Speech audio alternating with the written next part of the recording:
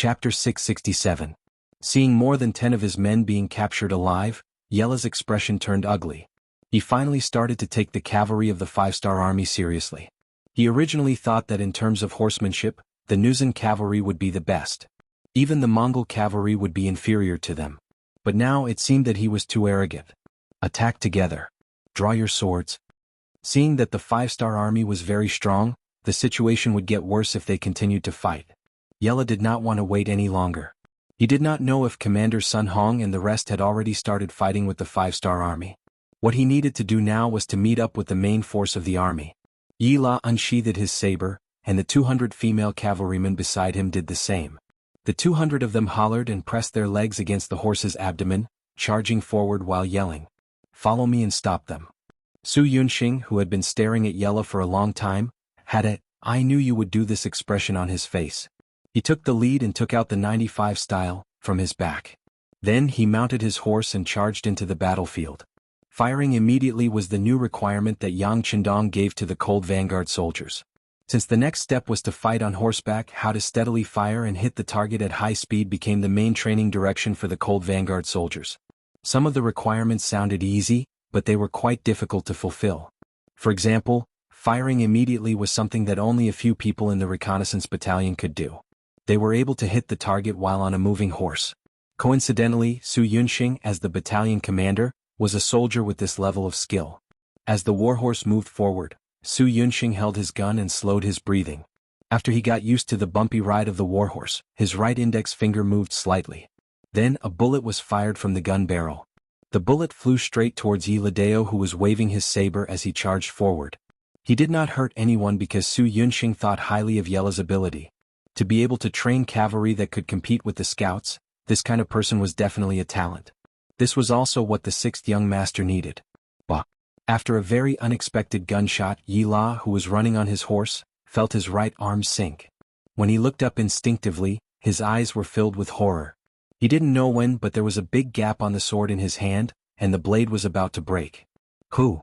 Su Yunxing, who fired this shot, was also secretly thankful for his luck. After a period of training, after wasting a lot of bullets, he could now hit a target on a moving horse. However, for an object as thin as a blade, the probability of hitting it was still very low. 1 out of 5 shots was already the limit. For this shot to hit, there was more or less an element of luck involved. Su Yunxing secretly thought that he was lucky, but in Yi La's eyes, it really shocked him. Since the other party was able to hit his saber with a gun, wouldn't it be easier for him to kill him? How could the 5-star army's marksmanship be so good? Where did they come from? After becoming a Chiliarch of Ming, Yi La more or less had a certain understanding of guns. However, from what he knew, Ming's guns were extremely low in terms of stability and accuracy. Only the legendary mercenaries of the Duke of Loyalty's mercenaries were truly powerful, and they could fight against 10 or even 100 enemies. Could it be that the other party was using the world's most advanced guns? The thought only flashed through his mind for a moment. Yi La, who had already started his charge, didn't have time to think too much. Although he was indeed frightened, what if the other party was just coincidentally stunned? Moreover, he didn't think that the other party would intentionally hold back when they had the ability to kill him. They didn't have any relationship, so why would they do that? Quick, be careful. They have guns in their hands. We can only gain an advantage if we get close to them. Charge with me. After a short moment of hesitation, Yi La's shout rang out again. At this moment, there was only one thought in his mind, and that was to charge in front of the other party, cut them down from their horses, and then snatch the guns in their hands. That way he would be able to gain a great merit. The Nuzan cavalry could be said to be built by Yi La himself. He had invested all of his wealth and energy into it. The other people could name these 300 cavalry, and they treated each other like brothers. When he gave the order, they naturally rushed forward and surrounded Yang Qindong's troops from dozens of directions. They were either holding horse ropes in their hands or making a flying action, as if they wanted to capture the 5-star army alive. Interesting. Su Yunxing, who had fired a shot, saw that the other party had the same idea as him. They actually wanted to capture him alive. He couldn't help but smile, and his heart was filled with joy. Obviously, the other party had also taken a fancy to his extraordinary skills and even his weapon. They wanted to take it for their own use. Since both of them had such thoughts, then let's see whose methods were more brilliant. Come on, prepare the tranquilizer bullets. Don't be afraid of wasting them. As long as we can capture these people alive, I will report back the amount of bullets used. The more he saw the performance of the Nuzan cavalry, the more Su Yunxing was certain of the strength of these people. They were definitely first-class elite soldiers, especially their horse skills. It was obvious that compared to them, they were even stronger than the Windchaser cavalry regiment. If these people could be used for their own purposes, the mercenary cavalry's strength was very likely to increase by half a level or even more. The sixth young master had once said that talent was always the most important thing. Based on this sentence, they had only used up some tranquilizer bullets. No matter how they looked at it, they had profited greatly. The scouts were still having a headache from the other party's superb performance on the horse. They originally thought that their horse strength was very strong, but when they really compared, they realized that they still had too many shortcomings. When facing such a strong opponent, they couldn't help but feel a little lacking in confidence. Now that the camp commander had given the order to use the tranquilizer guns, they didn't have to worry about killing these elites. At that moment, everyone didn't hold back anymore. One by one they took out their precious tranquilizer bullets and loaded them into their guns. They skillfully aimed, adjusted their breathing and fired steadily. This series of actions was done naturally and smoothly. Bang bang bang. Bang bang bang. Gunshots rang out continuously. Without any misgivings, bullets flew out of the barrels and into the bodies and horses of the Nuzan cavalrymen who were trying to get close, and in reality were indeed very close to them. Originally, everyone still appreciated each other and wanted to control each other for their own use. This was the reason why they didn't start a fight as soon as they saw each other. But now, suddenly, the five-star army started firing. Seeing their trusted subordinates trembling a few times after being shot, they fell to the ground with a plop. None of them could get up anymore. Yella's face started to turn cold, until it was terrifyingly deep. Use the bows and arrows. Don't care so much. Kill, kill. His brothers died, one by one in front of him. Yella's patience and tolerance disappeared at this moment. In exchange, he was filled with endless anger and terrifying murderous intent. Yella was finally serious. He didn't want to capture prisoners of war anymore. He wanted to pay blood with blood. But at this moment, Yella's reaction was still a little slow. Just as he gave the order, the Nuzan cavalry picked up their bows one by one. The number of people who were able to pull the strings of their bows could be counted on two hands. In a very short period of time, Yella, who had lost most of his combat power, led less than 10 Nuzan cavalry to start a counterattack. They also displayed their martial arts on horseback to the extreme.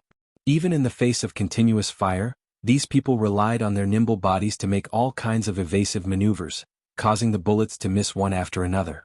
At the same time, they were also looking for opportunities to release arrows to counterattack. In a short period of time, 7 scouts had been hit by arrows, falling to the ground after being hit by the arrows or being hit by their horses. Yella only brought less than 10 cavalrymen. To be precise, there were only 9 of them. There were only 10 of them, and the first wave of counterattacks hit 7 of the scouts. The hit rate was 70%, which was a rather high standard. Bang bang bang. Using the short period of time when the enemy finished firing the arrows, another 5 Nuzan cavalry were shot and fell from their horses. Yella, who only had 4 cavalrymen by his side, roared and cursed. Then he turned around and left very straightforwardly. After seeing the accurate marksmanship and powerful firearms of the 5-star army, he knew that it was impossible to win with the amount of people he had now. Since that was the case, he left and remembered this hatred in his heart and looked for an opportunity to take revenge. Yilla wanted to leave, but how could Su Yunxing allow it? He shouted and gave chase. He himself rode his horse and chased after Yilla. Anesthetizing the enemy was only a method. If he really wanted to persuade them to work for him, he knew that all hope fell on the enemy's chilly arch. As long as he captured this person alive, there was a high possibility of subduing the cavalrymen. Otherwise, the problem would be difficult to solve. With a clear goal, Su Yunxing brought a squad of elite scouts and chased after Yella. A squad of scouts just to deal with a single cavalryman. This was extremely rare in the history of Yangxia's scouts. It was also destined that Yella would not be able to escape. Yella's horse skills were indeed very good. His horse was also not an ordinary warhorse. It seemed to be psychic. It seemed to know its master's intentions and rushed out of the encirclement of the scouts several times when it was extremely dangerous. Yella's warhorse was well protected. It was covered with a layer of armor, even the head was covered. Although the weight would reduce the warhorse's running speed, because its entire body was covered in armor, it would give a feeling of being unable to attack. Even if the gun hit the armor, it would not be able to penetrate it. However, the powerful recoil made the warhorse feel pain and neighed. Chapter 668. Ela's face darkened as he felt the rage of the warhorse beneath him.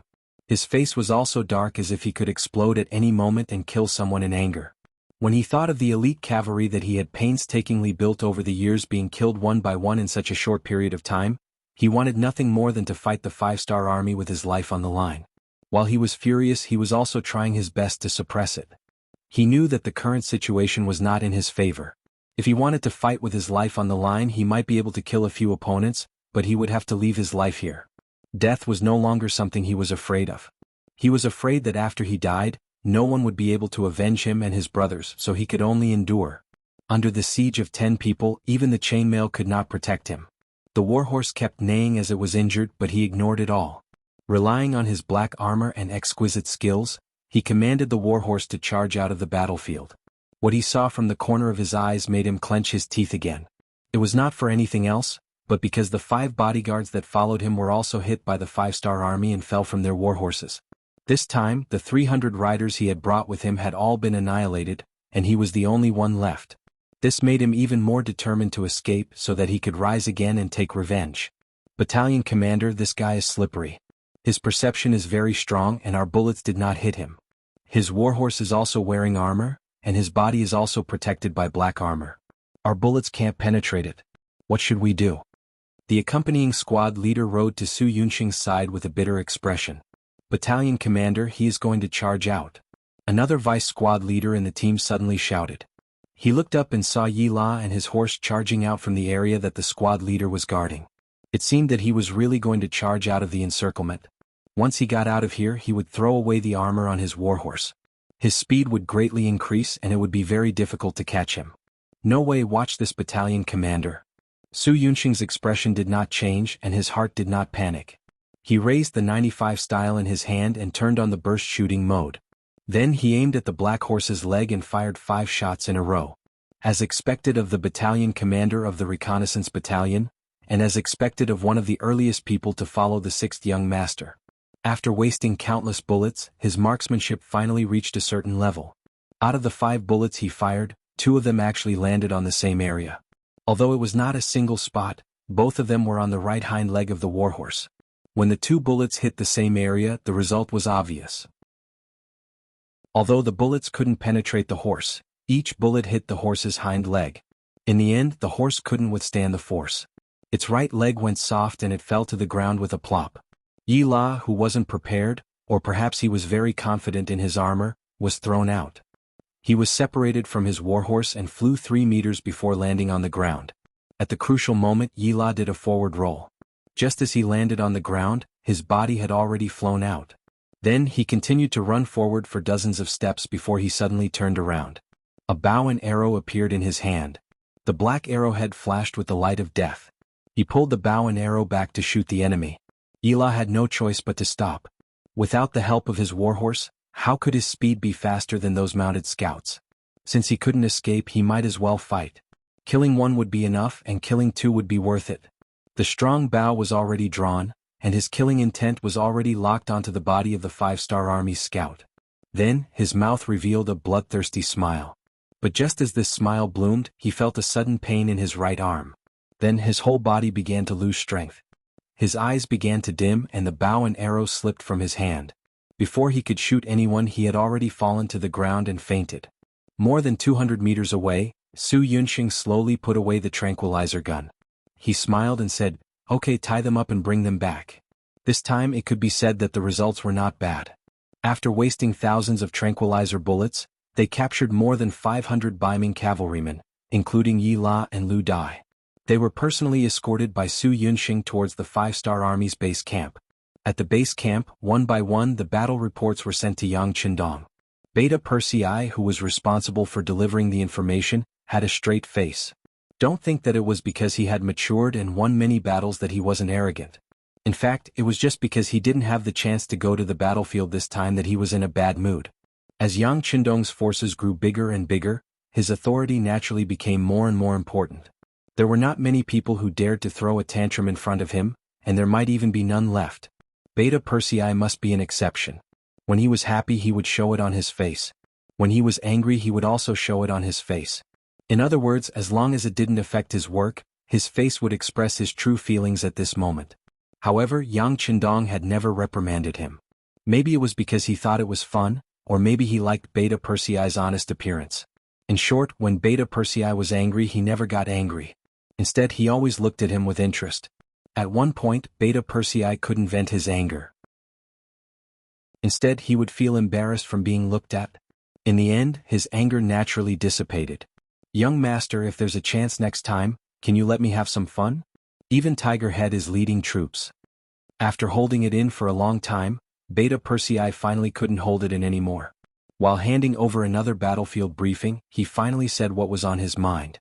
Yang Qindong didn't even raise his head as he looked at the battlefield report in his hands seriously. "If you want to lead troops, you can choose a battalion and be a battalion commander first.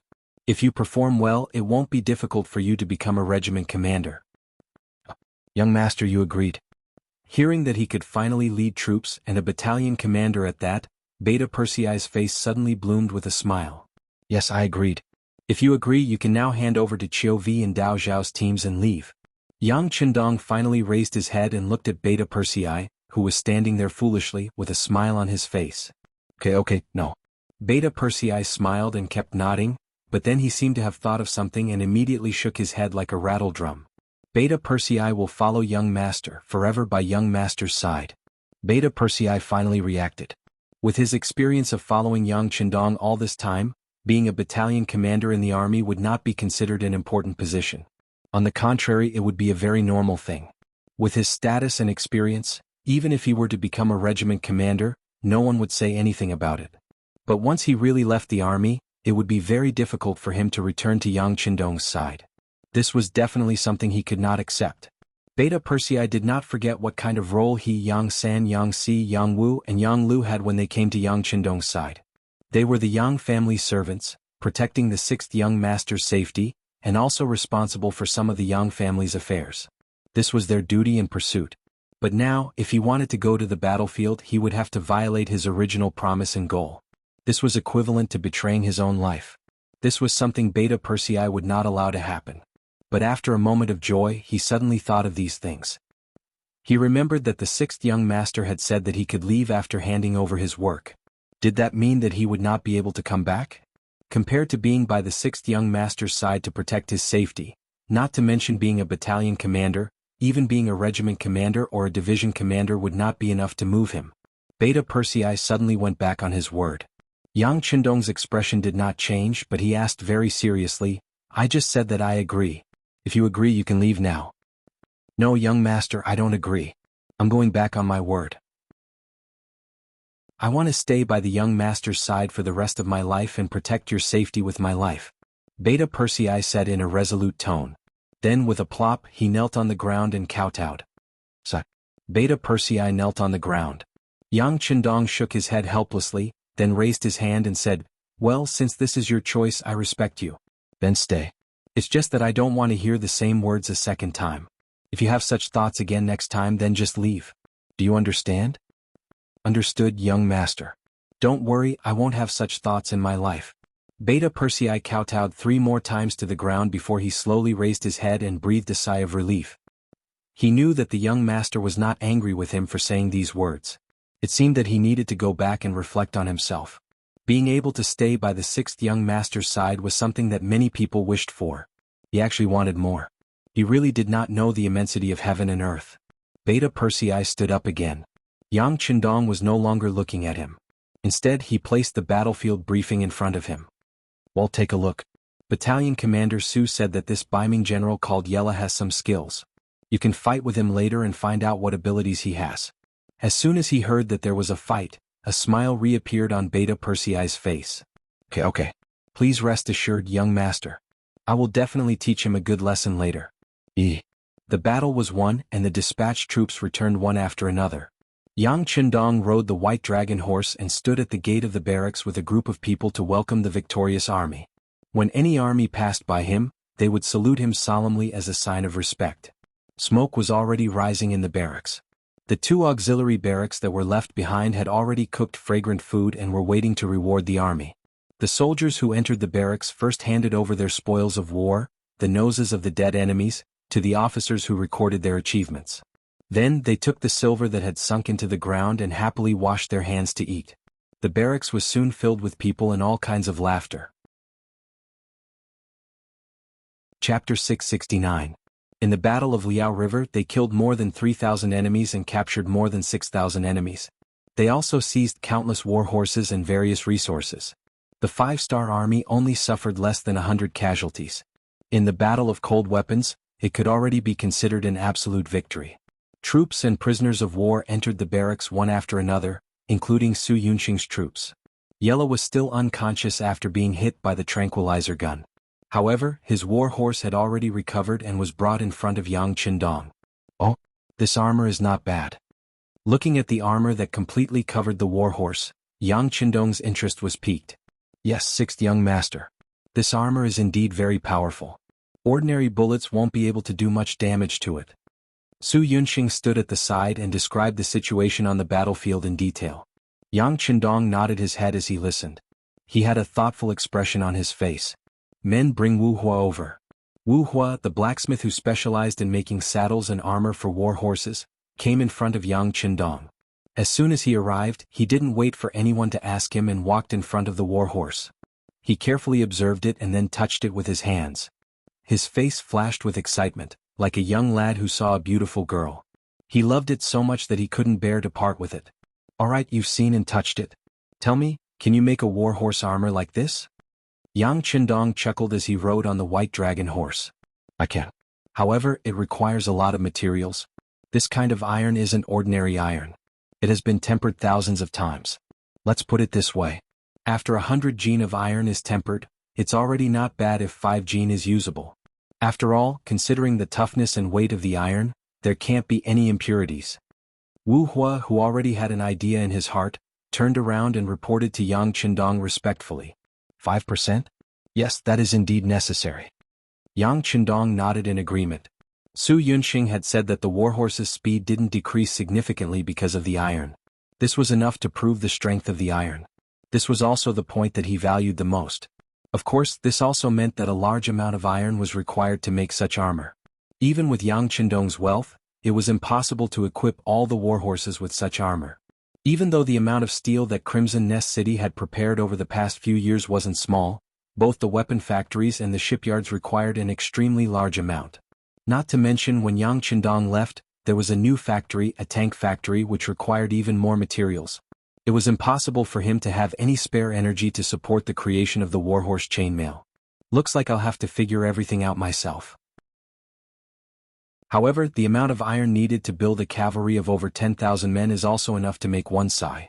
Yang Qindong's thought of equipping all the warhorses was immediately extinguished. Knowing that it was impossible to do it, but insisting on it wasn't a firm decision but a fool. How about this, take out all the iron we have.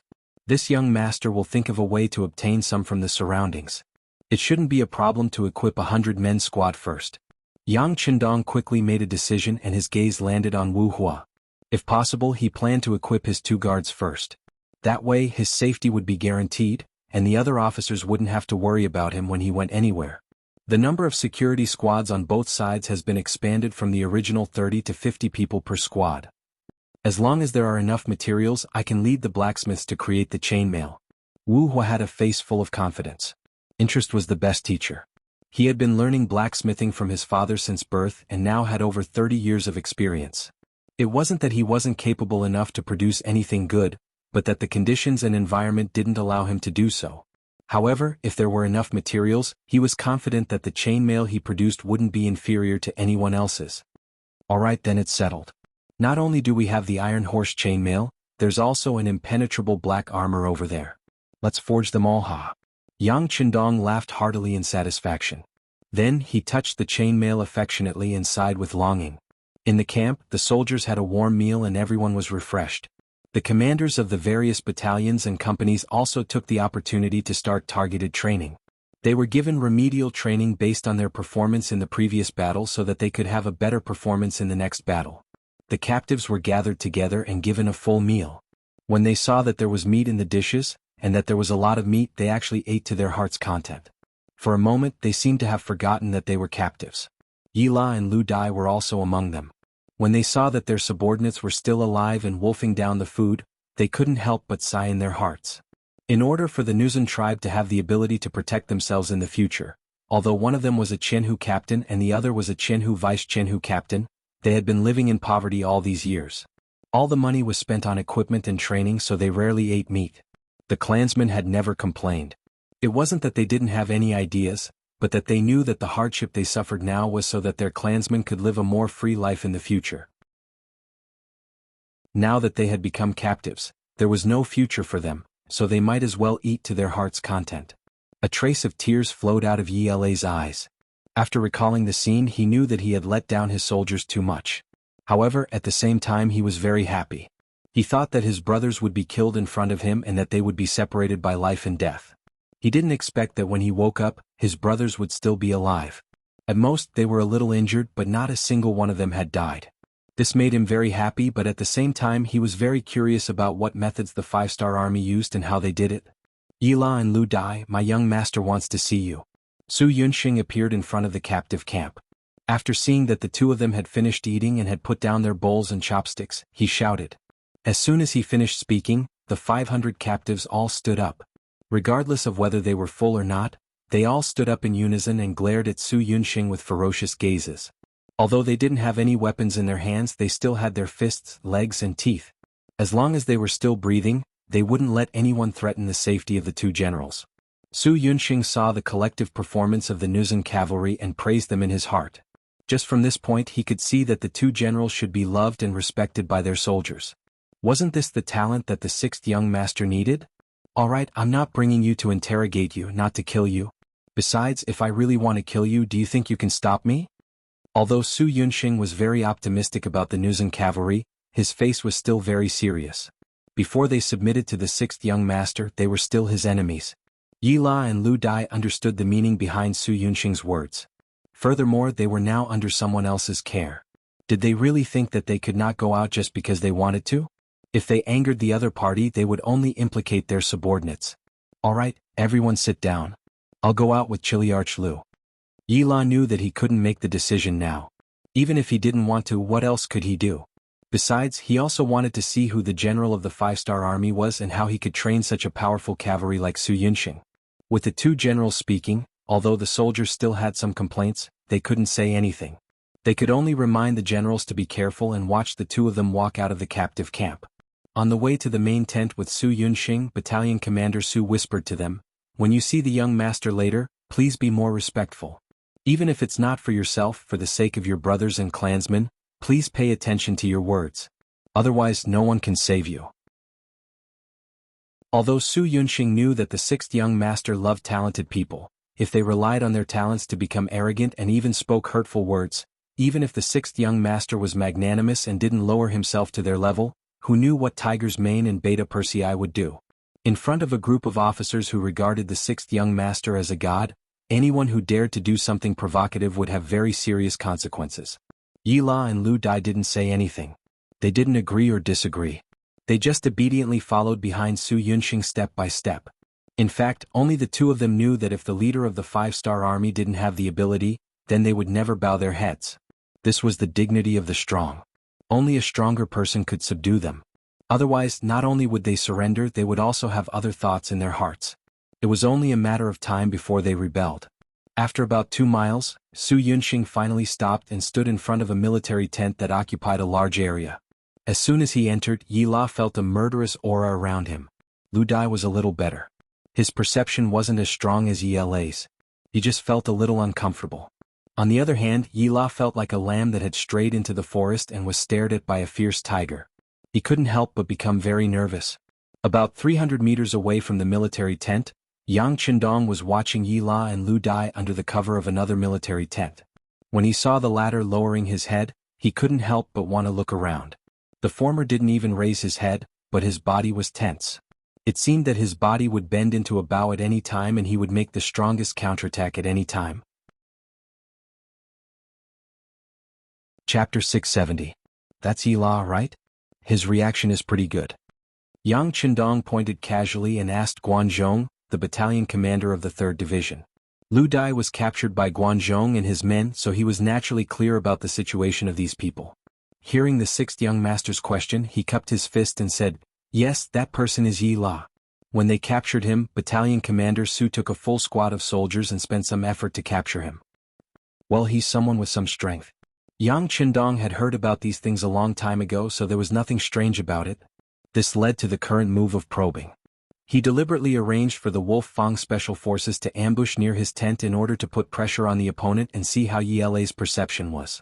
After all, if he wanted to become a general who led troops and was trained to be a general who led an independent team, if he didn't even have the ability to perceive danger, then no one would feel at ease handing over military power to him. Knowing that Yi La's strength was not bad, Yang Qindong turned his head and looked at Beta Persei. How about it? If your hands are itchy, go and give it a try. Yes. Beta Persei, who had been impatient for a long time, agreed and walked towards the tent. His tall body seemed to cause a tremor in the ground every time he stepped on the ground. It could be seen that Yang Er's strength had improved during this period of time. Su Yunxing, who was still standing in front of the tent, was not in a hurry at all. His task was to bring these two people here. As for what would happen next, it was something he needed to worry about. Yi La and Lu Dai behind him, especially the latter, had been standing there for a long time, but no one came to greet him. This made him very puzzled. He endured it and was about to raise his head and ask Su Yunxing how long he was going to stand there. As soon as Lu Dai raised his head, he felt a murderous aura appear beside him. Lu Dai hurriedly turned around and saw Yang Er, who was only 5 meters away from him. With a height of nearly 1.9 meters and a weight of more than 100 kilograms, no one could ignore him standing there. When Lu Dai saw him, for some reason he instinctively made a defensive move.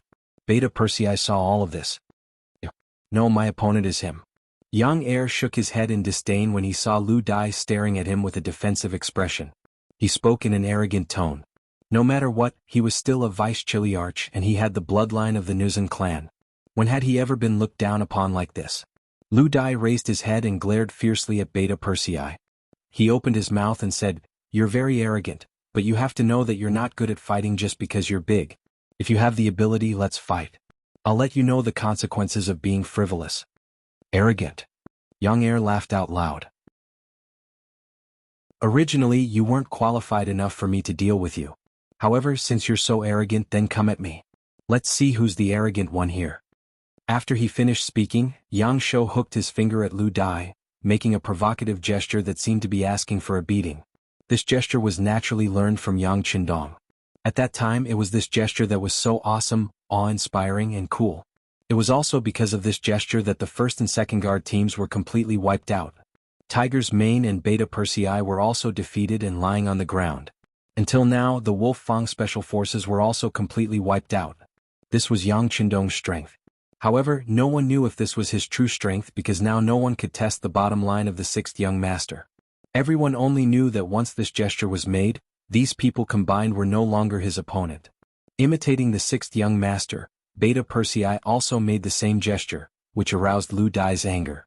Although he didn't know what this gesture meant, the contempt and disdain in Beta Persei's eyes were undoubtedly revealed. Since this was the case, of course he would make a move. He wanted to let this arrogant person know what the consequences of daring to underestimate him were. Aha! With a shout, Lu Dai's feet constantly kicked up dust on the ground. He had just eaten and was now full of strength. Coupled with his anger, his speed was even faster than usual. After running for 7 or 8 steps, Lu Dai, who had accumulated enough power, suddenly leaped into the air and smashed his fist down on Yang Er's head with the force of Mount Tai. Umph! Lu Dai's eyes were fixed on the other party's body. When Lu Dai leaped up, Yang Er let out a disdainful snort. Then, without any movement, he tilted his head, causing the fist to hit empty air. The fist smashed down on the corner of his clothes. Lu Dai's face did not change in the slightest when his attack failed. Originally, he did not expect this punch to succeed. This was originally a probing move, and the next kick was his real killer move. His body rotated in mid-air, and his right leg kicked out towards Beta Persei's head. The speed of this move was so fast that even Beta Persei could not dodge it. Since he could not dodge, Beta Persei simply tilted his head again, then raised his right arm to block his more vulnerable neck. Clang! The kick landed squarely on Beta Persei's forearm. The powerful force caused Lu Dai's body to tremble, and he retreated several steps. At this moment, there was a trace of pain on his face. This time he was the first to attack, but when this kick landed on Beta Persei's arm, it was as if he had kicked a thick iron plate. It brought him endless pain, causing the corners of his mouth to twitch. Still want to leave? Seeing that Lu Dai, who had failed in his attack, wanted to land and retreat again after the kick, Beta Persei was not willing to agree. He did not make a move before because he wanted to test the opponent's ability. Now that he knew the opponent's approximate strength, it was time for him to counterattack. With a roar, Beta Persei's right arm suddenly grabbed forward, accurately grabbing Lu Dai's ankle in his hand. Then his body suddenly spun on the spot, forcibly lifting Lu Dai's body into the air. You can go now. After spinning for more than half a circle, Beta Persei felt that Lu Dai's entire body was spinning with his body. He suddenly loosened his grip, and the figure flew forward like an arrow. Puff. After about a breath's time, Lu Dai's entire body was smashed to the ground. At that moment he felt as if all the bones in his body had fallen apart, and there was nothing but pain. This was because Beta Persei had controlled his strength. Otherwise this throw would have smashed him to death. After Lu Dai was thrown out, Beta Persei regained his footing. He clapped his hands and said with an indifferent look, "Okay, the noisy person is gone. Now you can fight with me." His gaze fell on Yi La. Beta Persei clenched his fists, producing a creaking sound. Yi La saw the scene just now from the beginning to the end. Because of this, he did not dare to underestimate Beta Persei. On the contrary, he was constantly evaluating him in his heart. In the end, he shook his head and said in an unwilling and sad tone, "I'm not your opponent."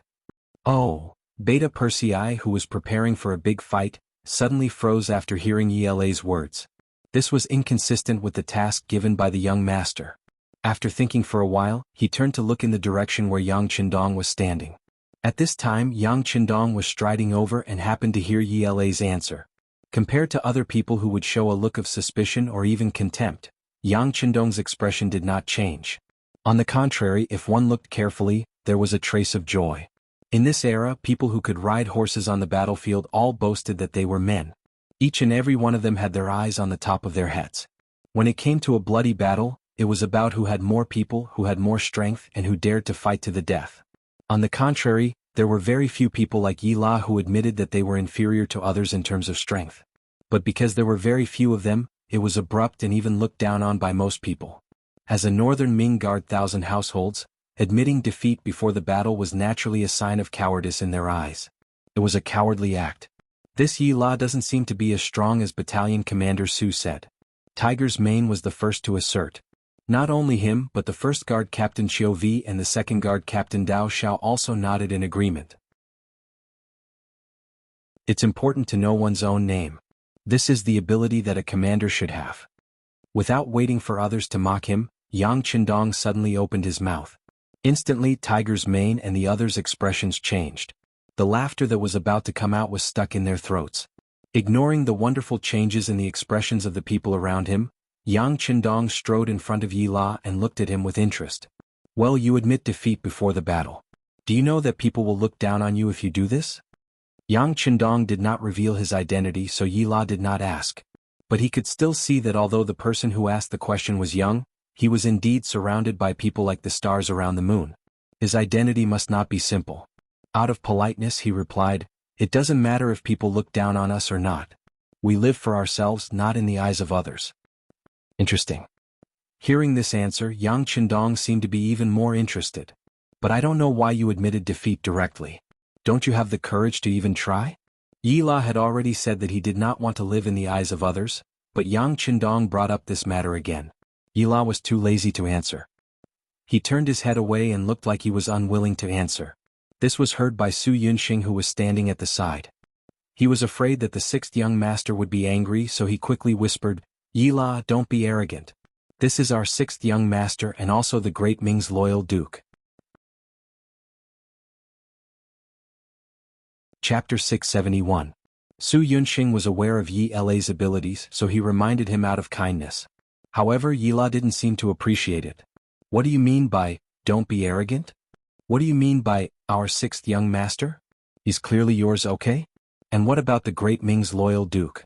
What the hell is that? Loyal duke? Loyal duke? Yella, who was half a beat slower in reaction, changed her expression and looked at Yang Qindong again. She then asked with a shocked expression, "What did you say? Did you just say that you're the Duke of Loyalty of the Great Ming Dynasty? "Are you the war god's loyal duke?" It was no wonder that Yi La was so shocked. Although New Urgandusi was far away from Ming's capital, they had heard about the war god's continuous victories and how he forced the Walla's army to retreat. The female Jinren prided herself as the strongest person in this era, so she naturally respected the strongest people. When he heard the news, he had thought more than once that he must meet the war god if he had the chance. He didn't expect that his wish would come true today. Yi La stood in front of Yang Qindong in shock. His eyes kept looking at Yang Qindong. He found that the god of war was very young and had a scholarly aura. He didn't seem to know any martial arts at all. Was he really the god of war? He didn't know that Yang Qindong could hide his murderous aura under the nourishment of the qi. He had reached the realm of returning to his original state.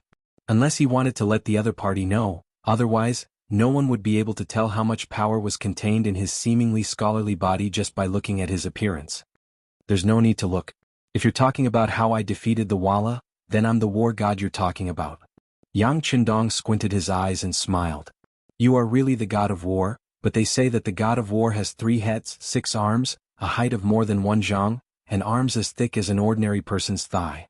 Yi La spat out all the words he had heard in the rumors. Ha ha ha. Yang Qindong couldn't help but laugh when he heard Yi La's description of himself. Not only that, but Tiger's man, Beta Persei, and the others also laughed. They had been with the 6th young master for the longest time, so they naturally knew what kind of person the 6th young master was. After laughing for a while, Yang Qindong finally stopped laughing when he saw the doubt in Yi La's eyes getting heavier and heavier.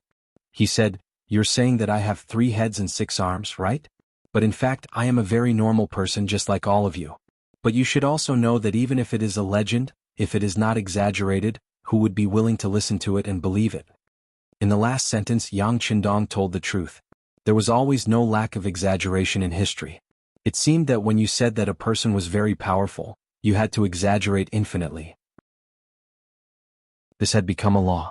But in fact, those famous people in history had only 1 head and 2 shoulders. Before they became famous they were no different from ordinary people. Yi La also laughed at this time, but it was an awkward laugh. He was a smart person, but he was still misled. This was enough to show how powerful the legend was. Even he had to believe it. Seeing Yi La's forced smile, Yang Qindong casually waved his hand, indicating that he didn't want to talk about this topic anymore. He then said, "I heard from Battalion Commander Su that you and the Nuzan cavalry you lead are very strong, but I don't know why you train so well. Don't say that this is your duty. This young master has already understood that your salary and some gray income is invested in the cavalry. This is not the duty and responsibility of a Jianghu." Yi La had already recovered from the shock. When he heard Yang Qindong's question he bitterly smiled and said, "Before this I was very confident in my cavalry. But after this battle I can't say that they are very strong. I'm now a captive. As for why I did this I don't dare to lie. I was just used to being bullied and didn't want my descendants to be inferior." Well said. When Yang Qindong heard the last sentence, he didn't want his descendants to be inferior to others. Yang Qindong was quite emotional and cheered loudly. Of course he wouldn't tell Yi La that 100 years later in history, the Nuzan people were so powerful that they enslaved the entire Han people for 268 years. They truly fulfilled the fact that their descendants were not inferior and were even superior. Since he knew that the Nuzan people had ambitions and was met by Yang Qindong, of course he had to strangle this ambition in the cradle. And for insurance, of course, it was best to take them in as his subordinates and keep a close eye on them. Yi La, right? This duke wants to take you in as his subordinate. What do you think? Don't worry, under my command the Nuzan people can live very freely. As long as they are obedient, they won't have to worry about food and clothing. Living a happy life is not a problem. Yang Qindong made a promise and stared at Yi La's body. At this time the Nuzan people were still very weak. Not to mention the great Ming dynasty, they were even much weaker than the Mongols and Walla. Yang Qindong was willing to help them at this time. This was naturally what Yi La wanted. Yi La, who didn't know what the future would be like, was moved by these words. He was even more clear that if he didn't agree now, he who was originally a captive, might not even have the chance to see the sun tomorrow. With a plop, Yi La knelt on the ground and kowtowed 3 times to Yang Qindong. Yi La is willing to lead the Nuzan people to submit to the Duke of Loyalty. I will not regret it until I die. The news of Yang Qindong leading a powerful mercenary army to destroy the Jiaoji and Lansang kingdoms in the south had already spread to the New Urgan City department. As a Qianhu, Yi La had the right to know these things. In his heart, he didn't know how much he envied the strength of the mercenary army. Now that he had the chance to see Yang Qindong himself, he finally made the decision to submit. In his opinion, this decision was the right one, at least for now it was the right one. After accepting another general, Yang Qindong smiled happily. He didn't think that as soon as he revealed his aura, everyone would bow down to him. He was very clear that the reason why Yi La submitted to him was because he saw that he was stronger than him. It could even be said that it was a temporary measure. But it didn't matter. Since he had already submitted, Yang Qindong was confident that he wouldn't let him leave again. If he had to say where his advantage was now, other than the unknown and mysterious warehouse, he should be left with money. With the foundation of Chichen City, there were so many novel things that were sold at high prices. There was even a price but no market. He never lacked money. With money he could buy people's hearts.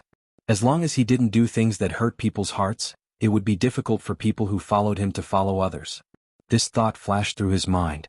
Yi La stood up and followed beside Yang Qindong, starting to patrol the camp together. This was also the first time Yi La saw the strength of the five-star army. When he found out that General Sun Hong's 10,000-strong northern Ming army had been defeated and captured, and that not a single soldier had managed to escape from the battlefield, his face revealed an extremely shocked expression. Yi La was also a proud person. The biggest characteristic of such a person was that he was conceited and didn't want to admit defeat. In his opinion, if he had enough military strength and wealth, he would definitely be able to win. At least, when facing an opponent with similar numbers, he would definitely not lose. However, he had to admit that no matter how conceited he was, if he wanted to use only 600 cavalry to face Sun Hong's 5,000 cavalry, 5,000 paces, he still didn't have the slightest chance of victory. Yang Qindong did it. Although this was because he had more than 10,000 soldiers in his hands. However, on such an intense battlefield, to not let a single person escape and to absolutely seal off the news, this still shocked him. At the very least, it would be very difficult for him to do this. Seeing Yi La's shock, Yang Qindong said with a smile, "There's no other way. I am the Duke of Loyalty personally conferred by the Ming Emperor. It's best not to spread the news of me beating my own people." Yi La couldn't help but tense up. That's right, this is the Duke of Ming. However, even though you knew this, you still didn't hesitate to make a move. I'm afraid you already know what you are thinking in your heart. Of course, this was just a thought in his heart. Right now, Yi La was still a prisoner. Although he said that he had surrendered, who knew if it was true or not? Since he was a newcomer, there were some things that couldn't be said carelessly. While patrolling the barracks, the two chatted. As they talked about the warhorse uniform. Yang Qindong didn't intend to hide anything. He said that he was very satisfied with the impenetrable armor and wanted to imitate it to make some. He also asked about some things that he should pay attention to. There was no secret about the warhorse uniform. This was something that anyone could make after accumulating a certain amount of wealth. It was just that most people didn't have the courage to do so. Yang Qindong wanted to make one, and this one alone was more than 100 sets. Yi La was shocked again, but at the same time he couldn't help but think that this was what it meant to be rich. He didn't even know how much time it took to make a set of his own, but he did it just like that. It was good to be rich. This wasn't a secret to begin with, and he could use this opportunity to express his loyalty. Yi La said that he would look for the blacksmith in the army later and tell him some of the problems he would encounter when making the warhorse uniform. He would try his best to avoid some common mistakes and take fewer detours. Very good. Yang Qindong nodded approvingly. He looked at the barracks on the left and pointed casually. Let's go over there and take a look. Yi La, who was following beside Yang Qindong, naturally nodded in agreement. He only thought that Yang Qindong was showing off his strength and martial prowess, so he didn't think too much about it. However, when he entered the barracks, his expression was no longer as calm as before. At this moment, his face was full of shock. Of course, ever since he had followed Yang Qindong for less than an hour, he had been shocked so many times that he had probably forgotten how many times he had been shocked. Chapter 672. In Yela's line of sight, his clansman, Hu Lu, was sitting cross-legged on the ground with his back facing him. He was having a meeting with a few generals. Whether it was Yang Qindong or Yela, they had chosen a good vantage point. From here they could not be seen by the other party and could also hear what they were saying. Therefore, Hu Lu and his men's words were clearly heard by them. Battalion commander, I just went to get a new saber. Don't even mention how sharp and tough that thing is. When I used my old saber to fight against it, it only lasted 6 hits before it broke. Battalion commander, I just used my merit to exchange for silver. After dividing it among the brothers, Each of them can get at least 80 silvers. 80 silvers, battalion commander. If it was in the past, I wouldn't have dared to think that we could get so much from a single battle. Battalion commander, when I passed by our logistics carriage just now, I accidentally saw that there were still quite a few military uniforms there. We have already joined the 5-star army. Why don't you ask when you can distribute the military uniforms? The 3 divisions are all wearing the same uniform and they look very spirited. Battalion commander, this battle was so satisfying and decisive. We didn't suffer any losses and the merit points were exchanged in such a timely manner. Shouldn't you ask Regiment Commander Windchaser if our battalion should be the vanguard in the next battle? Battalion commander, Yella stood there like a fool. He realized that all he could hear were the soldiers discussing how great the results of this battle were and how they should perform better in the next battle. Some of them were so anxious that they couldn't help but speak the language of the Nuzanran. He could understand all of this. He also finally knew that the soldiers in this camp were all Nuzanran cavalry. This meant that he wasn't the first Nuzanran to join the 5-star army. Of course, Yella was a person with his own pride. He didn't care about this problem. However, the fact that his clansmen had joined the 5-star army, and from the looks of it they were very sincere. This was far beyond his expectations. With his intelligence, he guessed that the army's predecessor was most likely Borte's troops in Narcissus town. Yella naturally knew about Borte. Not only that, but he was also the backer of the Ming army. Otherwise, the Sacha River Guards and the Com garrison were not far from Narcissus town, so the Ming army had never made things difficult for them. It was impossible to say that he did not contribute. Yella had even thought of accepting this army as his subordinates one day after they had been trained. Narcissus town wasn't the only Jurchen Knights without a designation. There were many of them in the vicinity and they were of different sizes. Yella was quietly observing them, waiting for the army to be strong enough and experienced enough before he would step forward to recruit them. If he wanted the Jurchen Knights to become strong and not be bullied by others, he couldn't do it alone. He needed the help of more knowledgeable people. He didn't expect that before he could decide whether to recruit the troops from Narcissus town, they had already become a part of the 5-star army. Judging from their performance just now, they had completely integrated into the army. At the same time, they wanted to perform better in the next battle. This was what really stimulated him. He was also a Jurchen Knight, so he knew how proud the people of this race were. Unless the opponent's strength was boundlessly strong, how could they be so sincere? Could it be that the 5-star army was really that strong? Could it be that this great Ming war god who looked like he was in his early 20s was really a deity who had descended from the heavens and had the ability to command an army at such a young age? Suddenly Yella felt a weight on his shoulder. Out of instinct, Yella wanted to fight back. However, no matter how hard he tried, the big hand remained unharmed. Even though he was drenched in cold sweat, he still couldn't do anything to the big hand. You should be able to tell that these people are also from the Jurchen tribe. Since you're here, let's go in and have a chat. If you have anything to say, you can find me at any time. Yang Qindong's voice was like a spring breeze as it traveled into Yella's ears. Then the large hand moved away and Yella felt that he could move again. She turned around and saw Yang Qindong striding away, surrounded by a group of people. For some reason, his back seemed to have become so tall and big at this moment. Wiping the cold sweat from his forehead, Yella thought that it was fortunate that he chose to surrender. Otherwise, he was afraid that the big hand just now could have easily taken his life. Yella suppressed the anxiety and panic in his heart. After adjusting his mood, he strode into the barracks. He wanted to see what kind of charm the 5-star army had that could make Hulu and the other tribesmen submit so sincerely and even be proud of becoming a member of the 5-star army. Tiger's Mane, who was beside Yang Qindong, had a constipated look on his face. You seem to have something to say. If you have something to say, just say it. Looking at you like that, even I feel uncomfortable. This change naturally couldn't escape Yang Qindong's eyes and he teased him. Hee, Tiger's Mane, have you been eating too much meat recently? Your poop is dry. Beta Persei couldn't help but tease him. As soon as he said this, Chiu V Dao Xiao and the others also looked like they wanted to laugh, but they didn't dare to. It was really uncomfortable to hold it in. Yang Qindong's authority was naturally inviolable.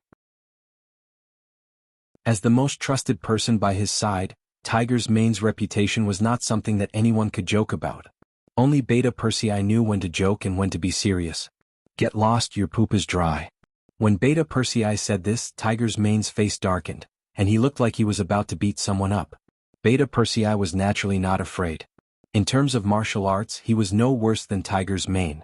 The two of them were on par, so this time he puffed out his chest and looked like he was ready to fight if Tiger's Mane wanted to.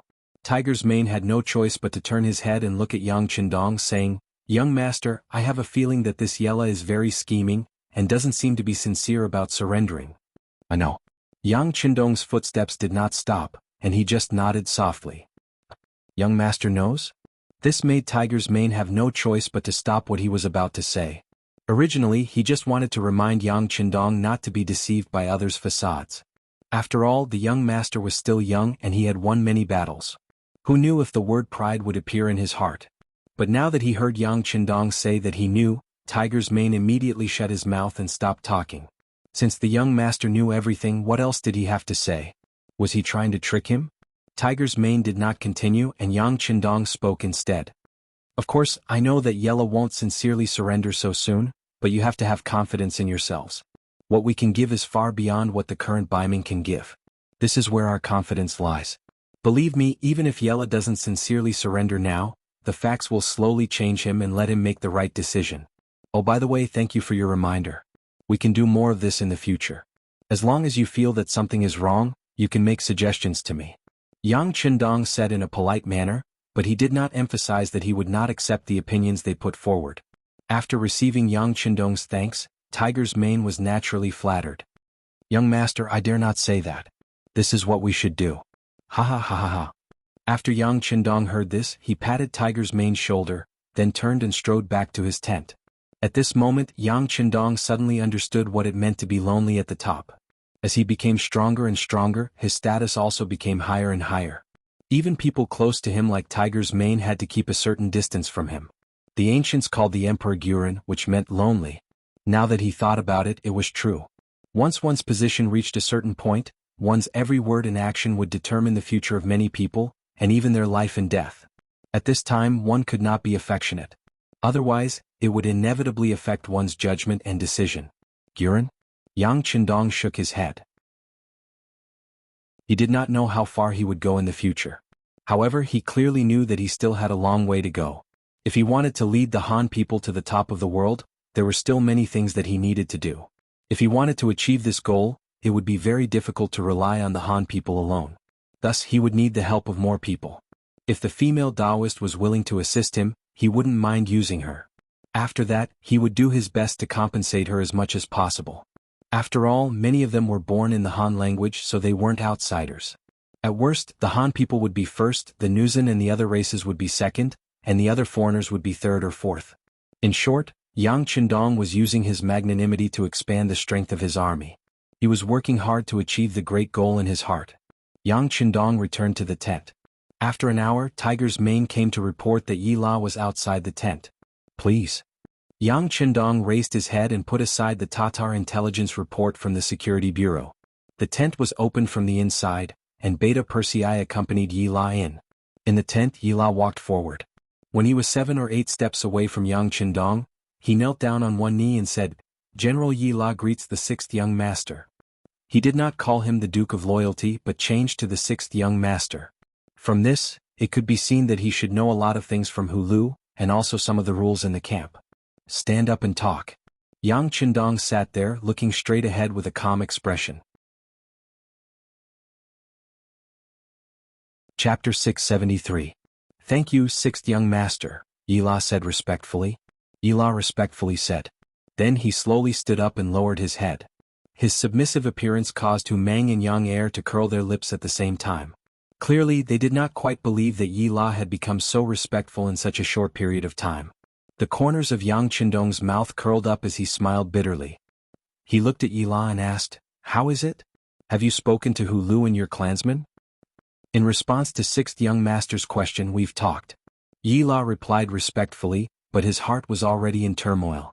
Ever since he entered the Nuzan tribe's camp, he had only seen and heard for less than an hour, but it had given him a huge shock. The originally arrogant clansmen were now full of admiration for Yang Qindong.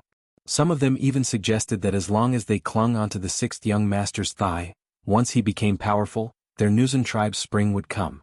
When that time came, they would be able to completely change their oppressed state and obtain more power and freedom.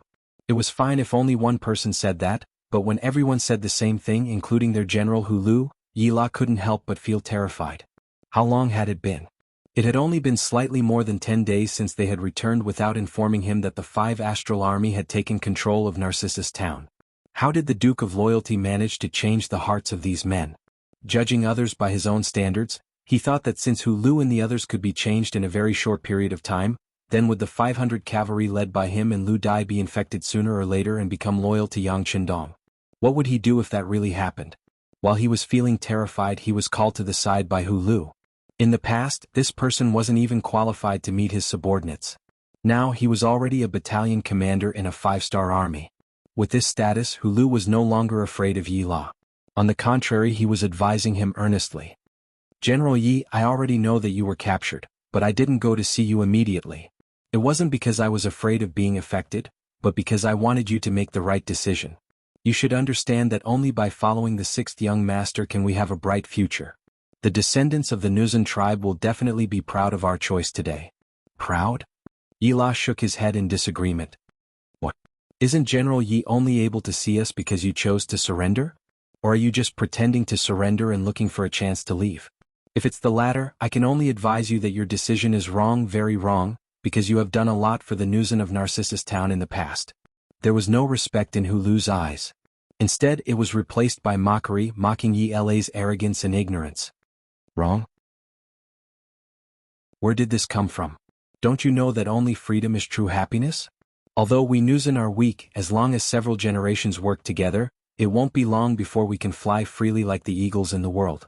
That's what we should be doing. Yellow was also trying to convince Hu Lu. Hu Lu had a battalion of soldiers under his command. If he added his own men, he would be able to gather close to 1,000 men.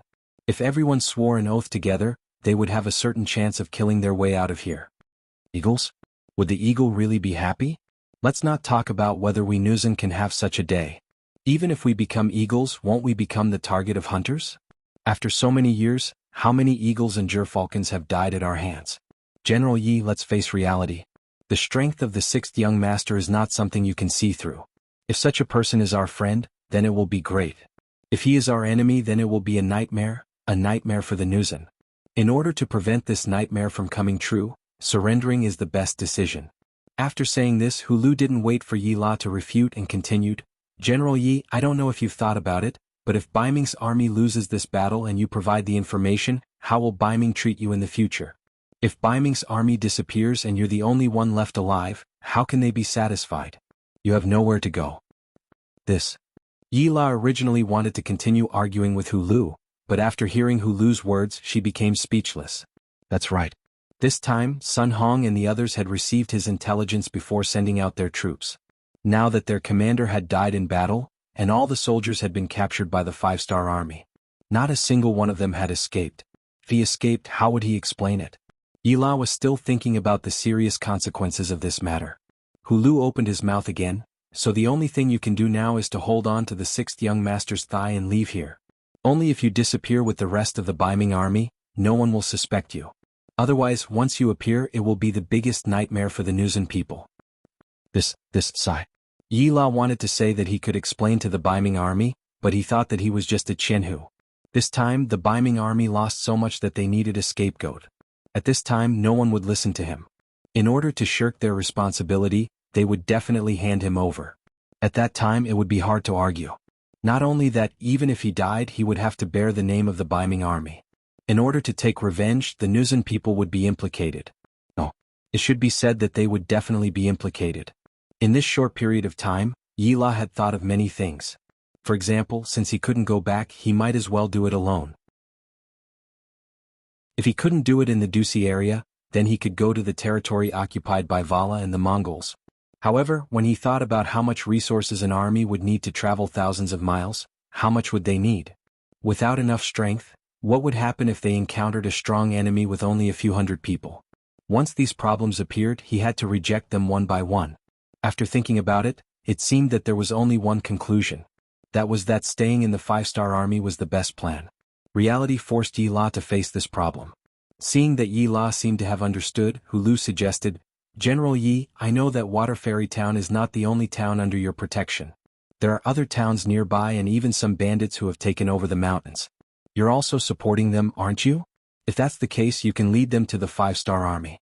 As long as these people are capable and the 6th young master can see it, then you won't be far from success. At that time you will become a great general and have power. Our Nuzan people will also benefit from your glory. As for which path to take, General Yi, please reconsider. Hu Lu had already said what he needed to say. If Yi La still couldn't think it through, then there was nothing he could do. Even with Hu Lu's IQ, he could see these things clearly, not to mention Yella, who was much smarter than him. After he figured it out, he came to see Yang Qindong. At this time, whether it was in terms of attitude or mentality, he was much more respectful. This was his only hope, and he had to grab hold of it. At this moment, Yi Wei was standing in front of Yang Qindong in the tent. His entire aura had changed. Yang Qindong could feel the respect that came from the bottom of his heart. Since we're done talking, what do you plan to do next? Yang Qindong knew that Yi La must have been influenced by Hu Lu, but he was still curious about what Yi La would do. 6th young master, do you still lack soldiers? How many people can the army support with the provisions and equipment? Yi La didn't immediately say what he was going to do next. Instead, he asked these questions in an inquiring tone. He was waiting for Yang Qindong to give him an answer. Unexpectedly, as soon as he said this, Tiger Mane and Beta Persei beside him shouted at the same time, Yi La, isn't this something you can inquire about? What do you want to do? Stand down. Yang Qindong said, casually waving his hand and ordering Generals Heng and Ha to stand down. Then, he looked at Yi La thoughtfully as if he had already thought of something. Of course we lack manpower, but what we lack are all experienced elites. If it's just ordinary soldiers, then forget it. As for provisions and equipment, you don't have to worry about them. As long as they are elites, you can take as many as you have. This time they were fighting a battle away from the sea. It was far from being like fighting Jiaoji and Kanglin Kingdom, where they could rely on the sea to provide logistical support at any time. Fortunately, they had just defeated Bai Ming's army of more than 10,000 and snatched a lot of good things from their hands. It was enough for the army to last for a while. As for the future, Yang Qindong wasn't worried. If they ran out of supplies, they could rob. Whether it was Bai Ming, Walla, or the Mongolian army, they could all become his granaries. This was where his confidence came from. As long as he had enough strength, he would open up a supply route and directly provide military supplies from the sea. Okay. Yang Qindong really answered him. Yi La sighed in his heart, and at the same time, he knelt on the ground again. In that case, this sinful general is willing to recruit soldiers for the 6th young master. There are more than 10 forces that I secretly support near the Sacha River. They are all led by the Nuzan, and there are many experienced elites. This sinful general is willing to bring them to the 6th young master and let them join the 5-star army to help the 6th young master succeed. From then on, the Nuzan are willing to respect the 6th young master and protect and survive. In just a few words, Yi La not only put his own life and future on the line, but also the Nuzan people that he could influence. It had to be said that he was very bold. Chapter 674. Sure enough, Yang Qindong nodded his head. Just as he thought, Yi La placed a heavy bet and wanted to pull the Jinren into his war chariot. All of this was actually not beyond his expectations. After all, the Jinren would only become powerful more than 100 years later. At this time, the Ming dynasty, Mongolia, and Walla people could easily bully them. This was also equivalent to forcing them to become stronger. It was just that their strength in the future was somewhat beyond people's expectations. After a slight hesitation in his heart, Yang Qindong immediately agreed. At this time, he wanted to establish a foundation in the grassland where heroes were vying for supremacy. He also needed a large number of elite cavalry. Combining with the Jinren would be beneficial to both sides. There was no reason for him to refuse. Good, this young master agrees. This time, Yang Qindong did not use his title, which meant that he really accepted Yi La's proposal in his heart. Thank you, 6th young master. Yi La excitedly raised his head. Although he believed that no one would refuse his proposal before he came, when Yang Qindong agreed, he could not help but breathe a sigh of relief. 4 hours later, Yi La left. He only brought a dozen or so personal guards with him as he left the military camp. There was also a large amount of silver on the back of his horse. According to the agreement between him and Yang Qindong, they only had 10 days at most to recruit soldiers and buy horses. After all, after a long time, the disappearance of the 10,000 Bai Ming army could not be concealed. At that time, if they did not leave, they might be pestered endlessly. Yang Qindong's goal was not the Bai Ming army's guard station in the new Ergon-Dusi area. He would not waste too much time and energy here. Not long after Yi La left, Yang Qindong issued 2 orders. First, the scouts were sent out to control the surrounding 20 li.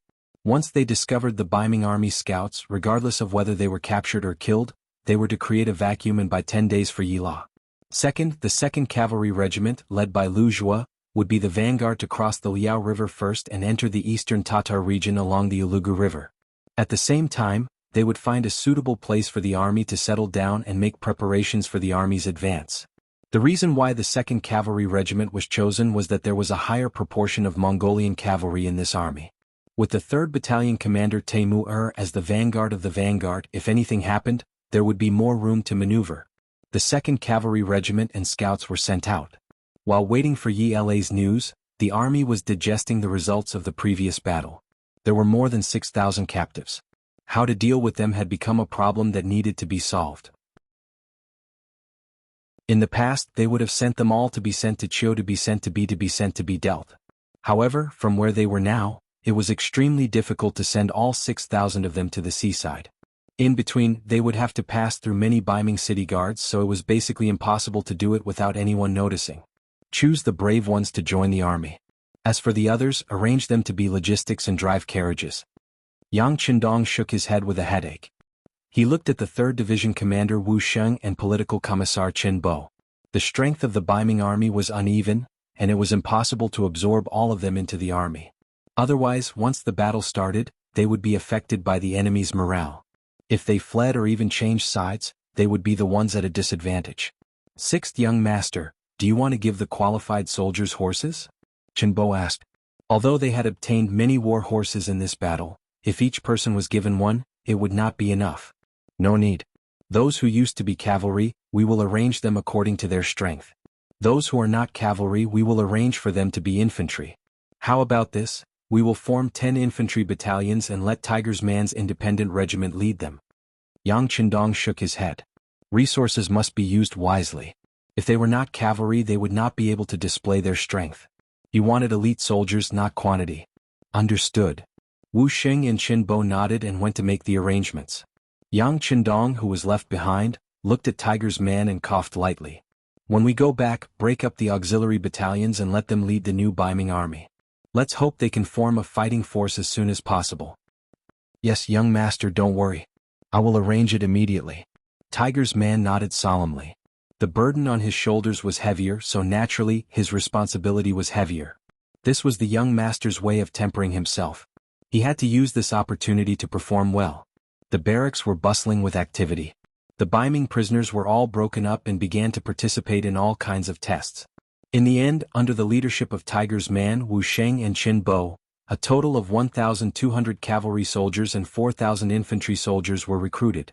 The remaining 1,000 soldiers were transferred to the logistics department to be responsible for cooking and driving carriages because of their physical fitness. The 600 cavalry soldiers were all added to the reinforced cavalry regiment led by Windchaser. There were still 3 battalions, but each battalion was in charge of 10 companies. They were completely reinforced battalions. The 4,000 infantry soldiers were broken up into 10 battalions and added to Tiger's Man's independent regiment. This regiment also reached the level of a division, with a total of 16 battalions and 6,400 soldiers. The logistics battalion was led by Beta Persei. 10 companies, a total of 1,000 soldiers. This allowed Beta Persei to satisfy his desire to be a general in advance. The Biming prisoners were divided up and entered a period of adjustment. At this time it had been 9 days since Yi La left. In the afternoon, a group of 2,000 cavalry soldiers appeared outside the barracks. The commander was Yi La, who had left not long ago. He had already heard from the scouts that Yi La had returned. Yang Qindong personally went out to welcome him. What he saw was a group of soldiers coming from afar, but they were filled with a strong killing intent. As expected of the Nuzan cavalry. Just by looking at their posture, I can tell that their strength is not ordinary. Yang Qindong sighed. Yi La had returned with the silver that Yang Qindong had given him as a settlement fee. He had brought 2,500 cavalry soldiers with him. These people were finally divided into Yi La's command. Together with the 500 soldiers that had been captured, a total of 3,000 soldiers formed the Nuzan cavalry regiment. Yang Qindong now had more than 20,000 soldiers. Apart from 5,000 or so infantrymen, the rest were all cavalry. His strength had nearly doubled compared to before. This gave him more confidence in entering the Tatar and Wala region. That was not the only good news. Over the past 9 days, Wuhua had been forging the chainmail day and night. He had led over 100 blacksmiths to forge the chainmail for more than 10 warhorses. The moment the white dragon horse was covered by the chainmail, it was incomparably majestic. Tell Wuhua and the others that when the army is on the road, they can rest in the carriages. When the army stops, they can start the furnace and continue forging. Try to put the armor on the warhorses of the first and second guards as soon as possible. Looking at the armor that was shining with a black light, Yang Qindong said boldly, "Order the army to rest today. Tomorrow we will set off for the Wulagu River." Above the sea it was a deep blue. It looked boundless and it gave people a sense of mystery and terror. An extremely ordinary transport ship was sailing toward Japan under the protection of more than 10 warships. On the deck of the transport ship, a large tarpaulin stood there. Around it were hundreds of Japanese soldiers guarding, not allowing anyone to get close. No one knew what kind of powerful weapon was hidden under the tarpaulin. This was the most advanced cannon that Japan had purchased through Princess Ohara Junko and the great Ming dynasty's Duke of Zhongdan for 10 million taels of silver, the Type 59-1 130mm cannon, which was equipped with an explosive bomb, range of 30 kilometers. The agreement had been reached a long time ago, but it was not until a year later that the deal was made. It was not because Emperor Hirohito had any concerns, but because he had limited money. However, he couldn't let Supreme General Ashikaga Yoshimasa find out about this. Under the situation where he couldn't openly raise money everywhere, and even under the situation where he couldn't use the national treasury, it took him a full year to gather all the money. And this was the result of Emperor Yan'an secretly selling 2 of his imperial properties. Finally, he had enough money.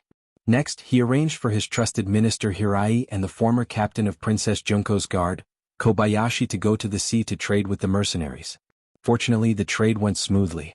However, when they saw the Type 59-1 cannon on the transport ship, both Hirai and Kobayashi were shocked by the size of the cannon. It exuded a cold aura, like a steel work of art. The two of them could not help but click their tongues in amazement. After paying the money, Hirai and Kobayashi suppressed the excitement in their hearts and escorted the transport ship back to Japan. The wind was blowing, a storm was about to engulf them, unstoppable. Tide Sea, Bell Lake, Wulu Bone River, Saihan Mountain, Tatar Wala Mongolian. The vast area that belonged to them seemed to be either mountains or seas. Other than seas, there was only vast grassland.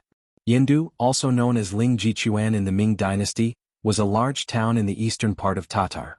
At this time, 400 miles east of Yendu, Yang Qindong led the main force along the Wulu Bone River to meet up with Lu Zhua's 2nd Cavalry Regiment, who was the vanguard. The so-called Tatar or Tatar was a general term used by different regions and eras for different nomadic tribes that appeared in the Eurasian steppe. It was not a specific ethnic group. In East Asia, it was first seen in the Tang dynasty Turkic inscriptions and some Chinese records. It was translated as Darg, Darg, Tatan, Tatar, Tatar, Tatar, Tatar, and Dada.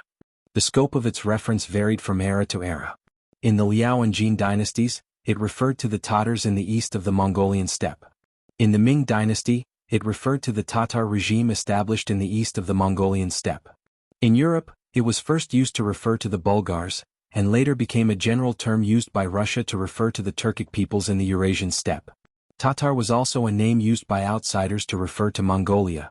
The name Tatar came from the 9 surnames of the Mongolian steppe. Chapter 675. To be specific, the Tatars were the Mongolians who spoke the Turkic language. In fact, after Genghis Khan conquered the Tatars, the Turkic-speaking Tatars migrated to the west. Now the remaining Tatars were not that authentic. To describe it in 2 sentences, Dayuan was destroyed by the Ming dynasty and became Northern Yuan. Finally it became Tatar. Tatar was a part of Mongolia and was ruled by the Golden family. The powerful Mongolia was divided into 3 parts. One was Tatar, the second was Wala, and the third still called themselves Mongolia. 15,000 cavalrymen and 5,000 infantrymen began to set up camp. Yang Qindong only had a vague impression of this place. All he knew was the intelligence sent by the Security Bureau. In the big tent, Lu Zhua, who had arrived first, was called in. Together with him was the commander of the 3rd Battalion, Taimur. "How is it? How much do you know about the situation?" Sixth young master, please come to the sand table. Lu Zhuo had arrived 10 days earlier with the army. He more or less grasped the situation. At least, he knew the situation of the surrounding enemies very well. In front of the sand table, Lu Zhuo seriously reported the surrounding situation in detail. For example, the nearest city, Yendu, belonged to the Tatars. The general in charge was called Mu Ren. He had 3,000 cavalrymen and 2,000 infantrymen. Further away was Haramanglai, also known as the civil and martial town by Ming. There were only 200 to 300 Tatars there. In the end, Lu Zhuo also said that if they wanted to know more about the enemy, they had to go deeper into the grassland. In such a place, it was normal to not see any signs of human habitation, towns, or villages for hundreds of miles. 3,000 cavalrymen and 2,000 infantrymen? That's not interesting. Don't touch them first. Let's observe the situation first. Send out the reconnaissance team. As for the other soldiers, don't wait in vain. Since we've entered the grassland, we can train the soldiers. Yang Qindong knew that without enough strength, one wrong step could cause irreparable losses. Therefore it was better to stay still. After traveling for more than 10 days, the army stopped and rested in this nameless grassland. Be it the cavalry or the infantry, under the leadership of the battalion commanders, they began to practice their cooperation and joint attacks. Among them, Division Commander Wu Sheng and Division Commander Qin Bo had sent the soldiers of the 3 divisions of the Cold Front Division to various units to train them on how to use and implement the 3-3 tactic. Once they mastered it, it would greatly improve the combat ability of the army, especially when used in small units.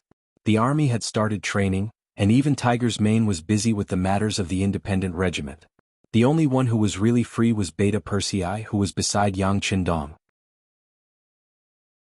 Although Beta Persei also had a position as the battalion commander of the logistics battalion, the military quality of the soldiers in the logistics battalion was too poor. After trying a few times, Beta Persei was completely disappointed. He simply let them practice their cooking skills and serve everyone well. Beta Persei returned to Yang Qindong's side as he didn't want to deal with pots and pans every day.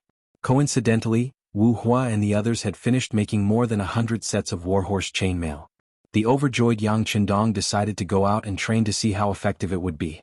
After a long journey, the speed of the warhorse would be greatly affected. The 2 guard squads, Yang Qindong, Beta Persei and the others majestically rode out of the camp on their black warhorses. They galloped all the way north, leaving behind the endless envy of the officers in the camp. Unfortunately, there were no extra materials in the camp. Wu Hua had said that if they wanted the chainmail, they could go to the battlefield and seize it.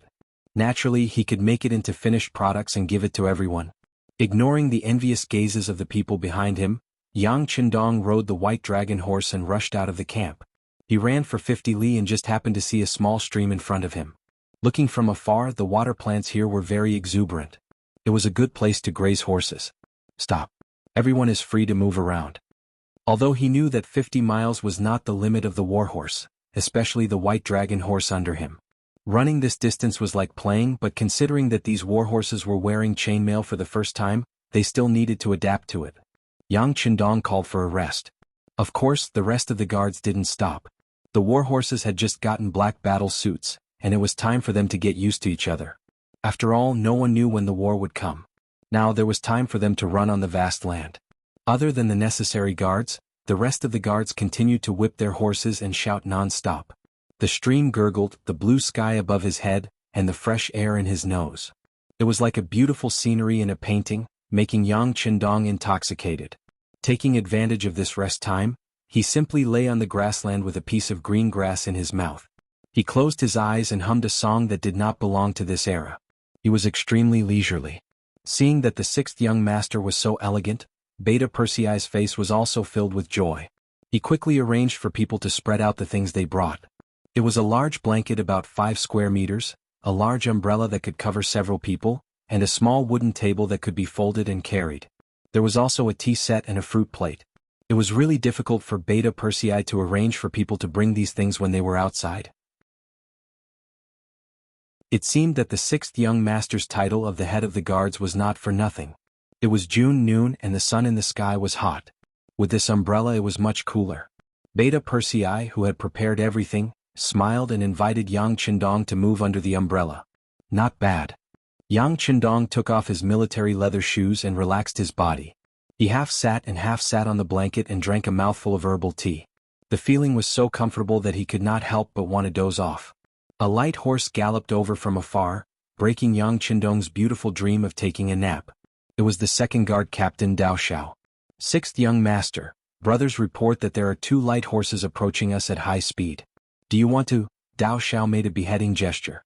As the guard captain, his duty was to ensure the absolute safety of the 6th young master.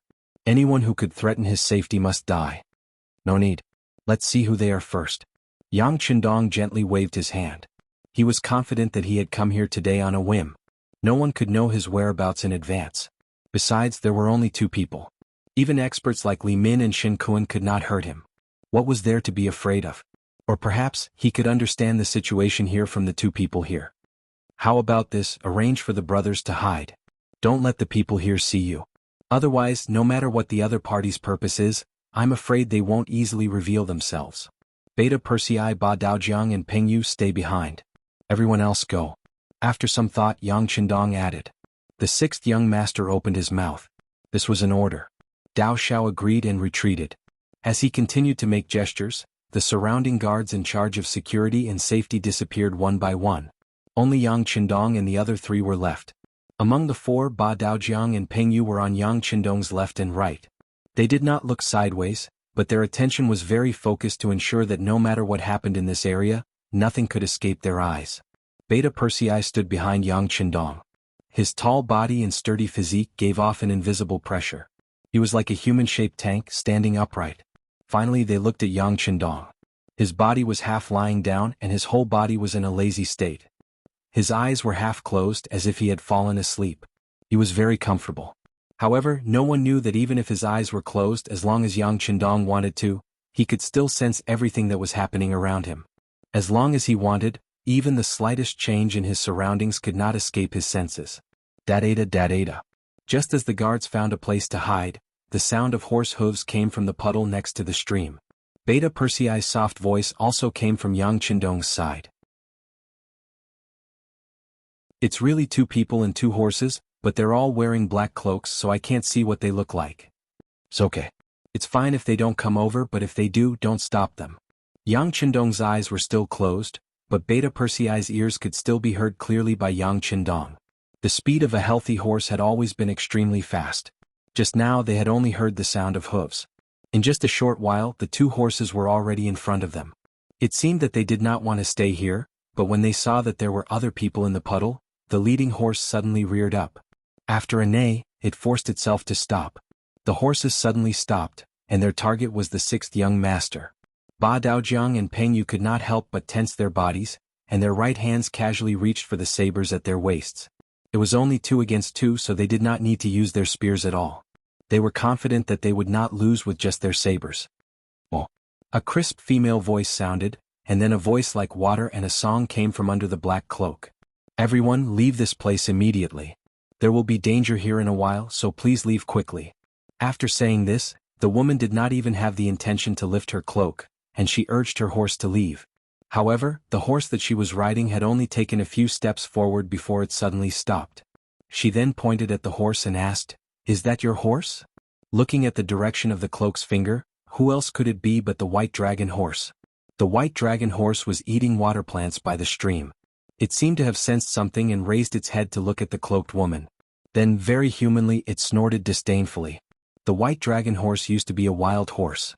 Even after it was caught, no one could tame it except for Yang Qindong. If it was not for Yang Qindong's monstrous strength, it would probably still be in the stable now. Chapter 676. Only Yang Qindong was able to tame it. How could it look at anyone else? It seemed that after following Yang Qindong, it had become even more arrogant. Usually, other than the people who specially fed it, only a limited number of people like Tiger's Mane and Beta Persei could get close to it. Now that it was pointed at by a woman it did not know, of course it would show disdain. Yang Qindong, who had been sitting on the blanket with his eyes narrowed, only treated the 2 people who suddenly appeared as passers-by. If the other party was willing to stay and chat with him, he would not mind opening his mouth to see if he could find out some information from them. On the other hand, if the other party was just passing by, he would not ask them to stay. With the people he had spread out, would he still be worried about not understanding the situation here? He still had this little bit of pride. But now, the person who came seemed to have taken a fancy to his horse, so he could not help but speak. That is this young master's horse. Your horse? Looking at Yang Qindong who answered, the cloaked woman nodded. Very good, name your price, I want it. She said the words I want it, so naturally, as if it was a matter of course, as if she was talking about an extremely ordinary matter. Not for sale. Yang Qindong's answer was simple and straightforward. After he finished speaking, he simply closed his eyes and had an expression as if he was taking a nap. I offer 200 taels. The woman did not seem to hear Yang Qindong's answer and offered a good price. Previously, it was said that an ordinary horse was around 10 to 15 taels, while a better war horse could be sold for 80 to 150 taels. Now that she offered 200 taels, it was not considered bullying. Not for sale for 2 million taels. Yang Qindong snorted. He had taken a fancy to the white dragon horse and he had tamed it. These days, both sides got along well and had already developed feelings for it. He was not joking when he said that he would not sell it for 2 million taels. When the cloaked woman heard the same words, she thought that the cloaked woman was making fun of her. She said angrily, whatever this young lady fancies is mine. I'll give you a chance now. Take the 200 taels and leave. Otherwise, I'm afraid you won't be able to bear the consequences. Baoyin, pay up. As soon as the voice of the cloaked young lady faded, the cloaked man on the sturdy horse behind her had already taken out 200 taels of silver from his bosom. A package that was more than 6 kilograms was thrown over 1 meter in front of Yang Qindong and the other three. How dare you? Ba Daojiang and Peng Yu shouted in unison when they saw that the bag of silver had landed a meter away from them. If it moved any further, it might threaten the safety of the sixth young master. They pulled out their cavalry sabers. Beta Persei widened his eyes and clenched his fists. If it wasn't for the fact that the sixth young master was by his side and didn't give any orders, he would have already rushed out. On the other hand, Yang Qindong didn't open his eyes from beginning to end. It was as if the money wasn't for him and had nothing to do with him. You guys still want to fight? Yi Baoyin, it's time for you to show off. The cloaked young lady laughed when she saw Ba Daojiang and Peng Yu's actions. It was as if she had seen something that interested her. When the cloaked man heard the young lady's order, he sighed and said, Young lady, don't. We'll just give them the money. There's no need to fight. We still have important things to do. No, they made this young lady unhappy. I have to teach them a lesson. Baoyin, is it because your strength has regressed and you're afraid? The cloaked young lady said unyieldingly. She even turned her head back on her horse as if she was asking something. Okay. I'll teach them a lesson, but I won't hurt them. The man called Baoyin seemed to have given in after being stared at by the cloaked young lady. Then he jumped down from his horse and reached out his right hand to take off the cloak on his head, revealing a harmless face. He had the typical appearance of a Mongolian and was a little handsome. Of course, the most eye-catching thing about him was that he always had a smile on his face, which gave people a natural sense of closeness. Gentlemen, I'm sorry. My young lady likes wild horses and it's fair to pay the money. Why don't you sell it? Otherwise, if you fight, won't it hurt everyone's friendship? It was a completely negotiating tone. It didn't seem like the legendary Mongolians who would start a fight if they didn't agree with each other. This attracted Yang Qindong's attention. What's your name? Baoyin, right? If I'm not wrong, Baoyin means fortune in Chinese. It's very fitting for a person like you. Since you're so polite, we shouldn't bully you too much. Ba Daojiang, you go. Remember, just defeat him. Don't hurt him. Just like the cloaked young lady, Yang Qindong said casually, as if he didn't take Bao Yin's threat seriously. Yes. Ba Daojiang, who was called out, immediately responded and strode towards Bao Yin. From the looks of it, he didn't have any intention of drawing his sword. He was going to use his hands to fight. Of course, Ba Daojiang's strongest skill was his fists. When Bao Yin heard Yang Qindong talking about the situation so casually and saw someone walking towards him, he was stunned by the change in the situation. He then smiled and scratched his head. Young master, are you sure you won't come at me together? If that's the case, you won't stand a chance. It's fine. I have confidence in my brother. Yang Qindong chuckled. However, when Ba Daojiang heard this, he couldn't help but feel shocked. The young master treated him as a brother and trusted him so much. Just based on this, he couldn't embarrass himself. Ba Daojiang focused all his energy on his arms and decided to perform well. He didn't want to let down the sixth young master's trust. All right. Seeing that Yang Qindong had made up his mind, Bao Yin nodded reluctantly.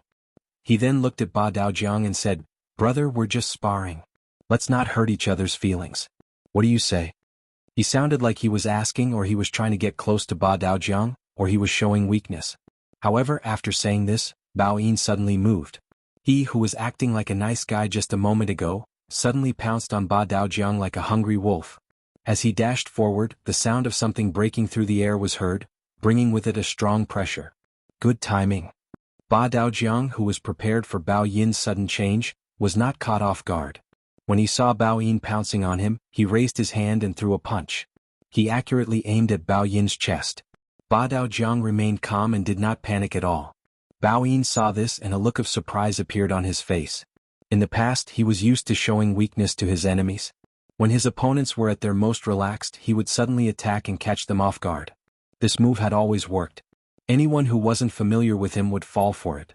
Bao Yin was sure that this was the first time he had seen these four people. Judging from their attire, they should be Han people. Even if they did not know him well, how could they be so calm and see through his trick? This thought flashed through Bao Yin's mind. Then Ba Daojiang's long fist came. Bao Yin also felt the sound of something breaking through the air. He did not dare to be careless. He quickly retracted his hand that was about to grab his opponent and threw a punch at the incoming fist. Bang! The two fists collided due to Bao Yin's sudden change in tactics. After this attack, Ba Daojiang only took half a step back. Bao Yin took 3 steps back before he could stabilize himself. His face was as red as blood. Obviously, this punch had caused his blood to boil. He must have suffered some internal injuries. With just one punch, the winner was decided. After 2 breaths, Bao Yin's expression returned to normal. He then shouted, "So powerful, so powerful. I can't beat him. Miss, I can't beat him. You, and the rest of you." The cloaked woman saw everything. Because of this, she knew that Bao Yin was not lying. She had thought that Bao Yin would be able to take on 10 people at the same time, let alone 4 people at the same time. Who would have thought that the 4 people she had randomly met would be so powerful that they could defeat Bao Yin with just one blow? Who were these people? Under the cover of the cloak, no one could see the change in the woman's expression. However, from the way her delicate body swayed on the horse, it was obvious that she was shocked. "Who are you people? Did Hararuo send you to stop us?" After an unknown period of time, the cloaked woman finally opened her mouth to speak. However, anyone could hear that her voice was trembling and filled with fear. "Hararuo? Who is he?" Yang Qindong only felt that the name sounded familiar. However, he was sure that he did not know this person. Therefore, he simply shook his head. "You were not sent by Hararuo to stop us?" The cloaked woman asked again, seemingly in disbelief. Sigh. Yang Qindong, who was sitting on the blanket, shook his head helplessly. "I say, which eye of yours saw us stop you here? It was clearly you who took a fancy to my horse and wanted to take it away. Of course, if you don't believe me, you can leave now. See if anyone will stop you." Yang Qindong looked at the cloaked woman as if she was an idiot. He really did not know what kind of intelligence this woman possessed. Her imagination was too infinite. Once the matter was exposed, the cloaked woman closed her mouth. She clearly knew that she had misunderstood the other party. Behind her, Bao Yin rolled his eyes and nodded. "Yes, this young master and the other heroes. We have misunderstood you. I'm sorry. How about this, we will leave now. Leave now."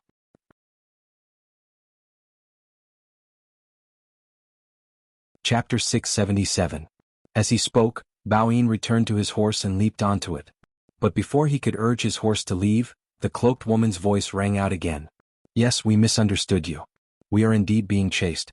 Now that you have seen us, please swear to the longevity heaven that no matter who asks you, you will not say that you have seen us here. Then we will turn around and leave. How about it?" Although he was sure that Yang Qindong and the other 3 were not here to stop him, but considering that the pursuers were not far away, would they betray him if they found him? If that was the case, how could he escape from the pursuers? No, this young master is not used to swearing.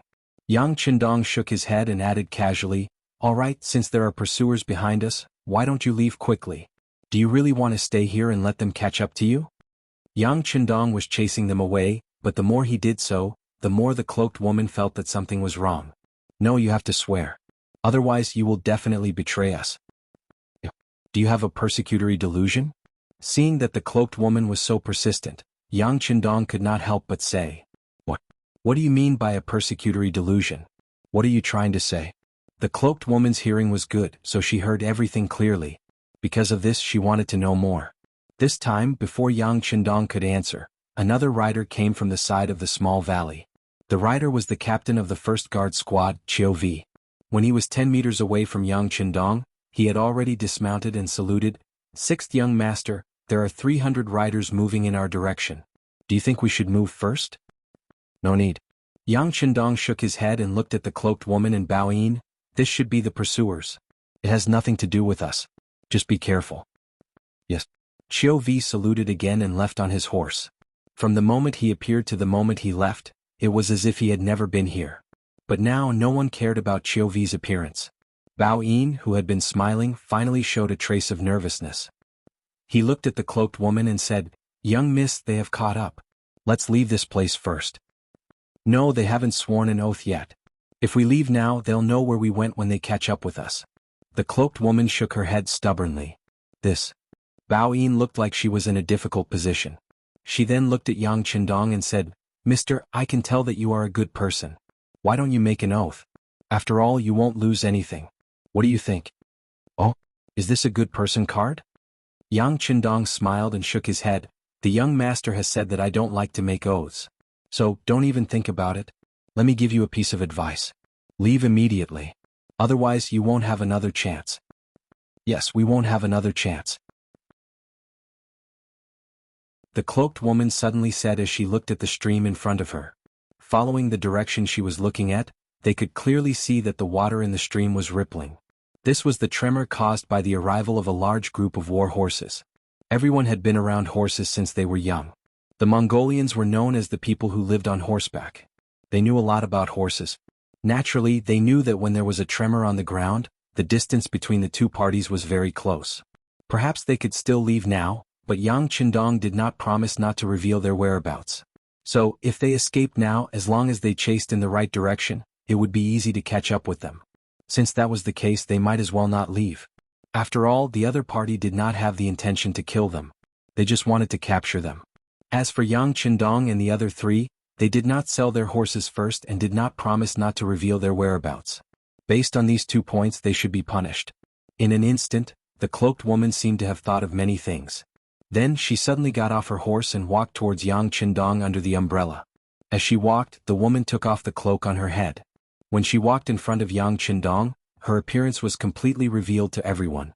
This was a woman with an oval face. Her eyes were very big, her nose was very high, and her mouth was as small as a cherry. Her skin was very white. It was unknown how she took care of her skin. She did not get tanned even after riding on horseback every day.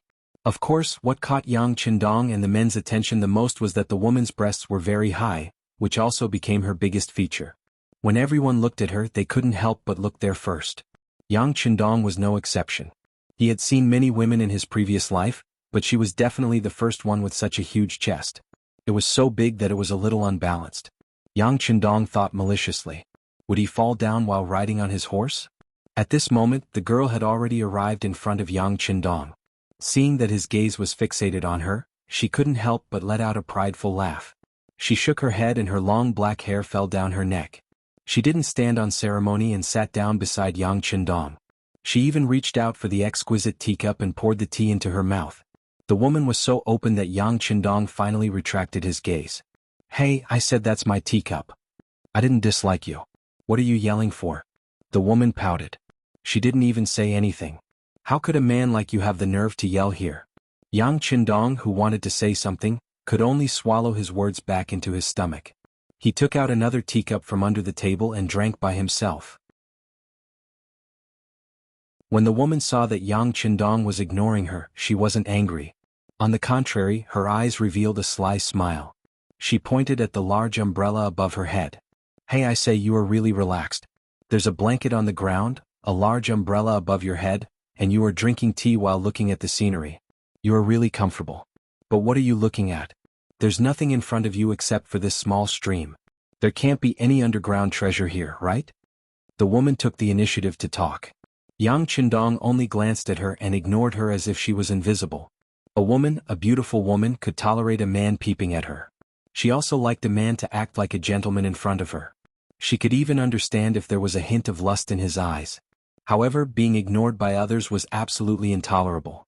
"Hey, I am talking to you. Didn't you hear me?" Do you know that the pursuers will be here soon? If they see me sitting so close to you, you will be in trouble. The woman couldn't stand Yang Qindong ignoring her and finally couldn't help but speak her mind. Finally Yang Qindong reacted. I know. Didn't you want to say that you will implicate me? But you have already done so. Why are you telling me now? Are you feeling guilty? You know. Seeing that the other party had already seen through her little scheme, the girl's eyes widened even more. But soon she exclaimed, what do you mean by guilty conscience? This young lady wouldn't do that. I just want to tell you that if you sell that horse to me now, I will leave immediately. I promise I won't implicate you. How about it? Nothing much. Yang Qindong shook his head. I don't have any good points, but I am a man of my words. Since I said I won't sell it, then I won't sell it. You can give up now. You? Seeing that Yang Qindong wasn't moved by force or persuasion, the woman was so angry that she was at her wit's end. She simply turned her head and didn't look at him anymore. It was like a couple quarreling and giving each other a cold war. The difference was that the woman's lips were already curled up high. She had no problem hanging the oil jug up and down. On the contrary, Yang Qindong was still half squinting and half lying on the blanket. He looked very comfortable and didn't care about the woman's reaction at all. This made the woman even angrier. She turned her head away and didn't look in his direction. Beta Persei and the other three who were standing around could only shut their mouths tightly. They even deliberately suppressed the sound of their breathing, afraid that they would make a noise and provoke their master's displeasure. Clatter, clatter, clatter. In just a short while the sound of horse hooves could be heard clearly. Then, after a cloud of dust, a group of 300 cavalrymen wearing foreign race clothes finally appeared in the middle of the ditch, beside the small stream. Sigh. With a sigh, the woman put down the teacup in her hand. She knew that she would have to leave with these people in the end. And from now on she would have no freedom. Thinking of this, she didn't know why she thanked Yang Qindong. Thank you for the tea. Although I don't know how to taste tea, it was very fragrant and delicious. After saying this, the woman began to put on her shoes and tidied up her clothes. She prepared to leave the blanket and stand up. The 300 cavalrymen noticed the woman and Bao Yin. Under the signal of the strong man at the front, they fanned out and surrounded Yang Qindong and the other 5. A shout sounded, Princess Tuoya, didn't you say that you were going to relieve yourself? You've walked for a few hundred li. It's going to take us a long time to find you. Princess? When Yang Qindong heard this title, he looked at the woman with a curious gaze. As far as he knew, the imperial daughter of this prairie was different from the imperial daughter of the great Ming dynasty, but at the very least she was the daughter of a great Khan or Khan. No wonder he felt that this girl's every movement gave people a feeling of magnanimity. It turned out that she was someone with some status.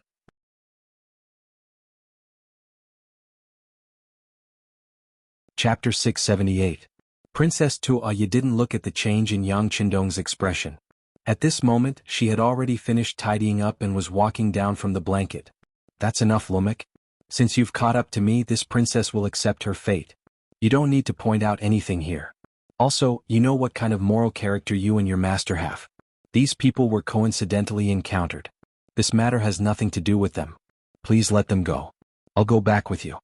Princess Tuoya didn't even turn her head. She only extended her hand and pointed below the large umbrella. After saying this, she very confidently walked towards her warhorse with large strides. At this moment, another voice just happened to ring in her ears. Bring everyone here back. Chem? Princess Tuoya was about to mount her horse when she heard that she was going to bring everyone away. She suddenly turned her head and looked at Lumek. What? Didn't you hear what this princess said? I said this matter has nothing to do with these 4 people. Apologies, Princess Tuoya. I don't take orders from you. Lumek replied expressionlessly. Soon after, when his gaze landed on Yang Qindong's group of 4, his eyes revealed a hint of bloodlust. I suspect that these 4 people are Baiming spies. Capture them all. Spies. Princess Tuoya laughed involuntarily. Have you ever seen such a leisurely and affectionate spy? Lumek, don't think that I don't know. You're afraid that the news of me being kidnapped will be sent back to my father. Princess Tuoya, everyone says that you're the pearl of the grasslands. Not only are you beautiful, but you're also intelligent. It seems that this is indeed the case. Only, since you already know, why bother asking? Lumek's face finally showed some color. However, no matter how one looked at it, it still seemed like he was mocking her. When he looked at Yang Qindong's group of 4, his gaze even more playful. It seemed as if he was looking at these 4 people as if he was looking at dead people. Cough. Seeing Lumik and Tuoya speaking one after another and deciding their fates, Luoya coughed. From the beginning to the end, no one asked for his opinion. Yang Qindong finally coughed to represent his existence. Sure enough, this cough attracted everyone's attention. Yang Qindong then said slowly, "Let me explain. I just felt that the weather was good, so I came here to take a rest and breathe in the natural air. I'm really not a spy, so you must have misunderstood me. Of course, I'm not a talkative person. I've actually forgotten about what happened just now, so you guys can do what you need to do. Just pretend that I don't exist, alright?" As he spoke, Yang Qindong shrugged his shoulders innocently. Then he laid back down on the blanket and closed his eyes. It was as if he really couldn't see anything and just came out to take a breath of fresh air. Yang Qindong felt that he was already very low-key. Although he was very curious about Princess Tuoya's identity, Runk's background also piqued his interest. However, he really didn't plan to do anything now. Whether he was a friend or a foe, he had to investigate to find out. Before that, it would be best if he didn't make a move. However, he didn't know that his current attitude was a provocation in Runk's eyes. "What do you mean by treating you like an invisible person? You're standing there alive, alright?" Princess Tuoya looked at Yang Qindong's attitude and her beautiful eyes widened again. She really couldn't understand. Is there something wrong with this young and handsome young master's brain? Do you think we're here for a gathering of friends? Who is Runk? He's a devil who kills without batting an eyelid. What you're doing is simply provoking him, alright? It'll lead to unforeseen and serious consequences. Or do you think you're very good at fighting? There's a total of 4 of you.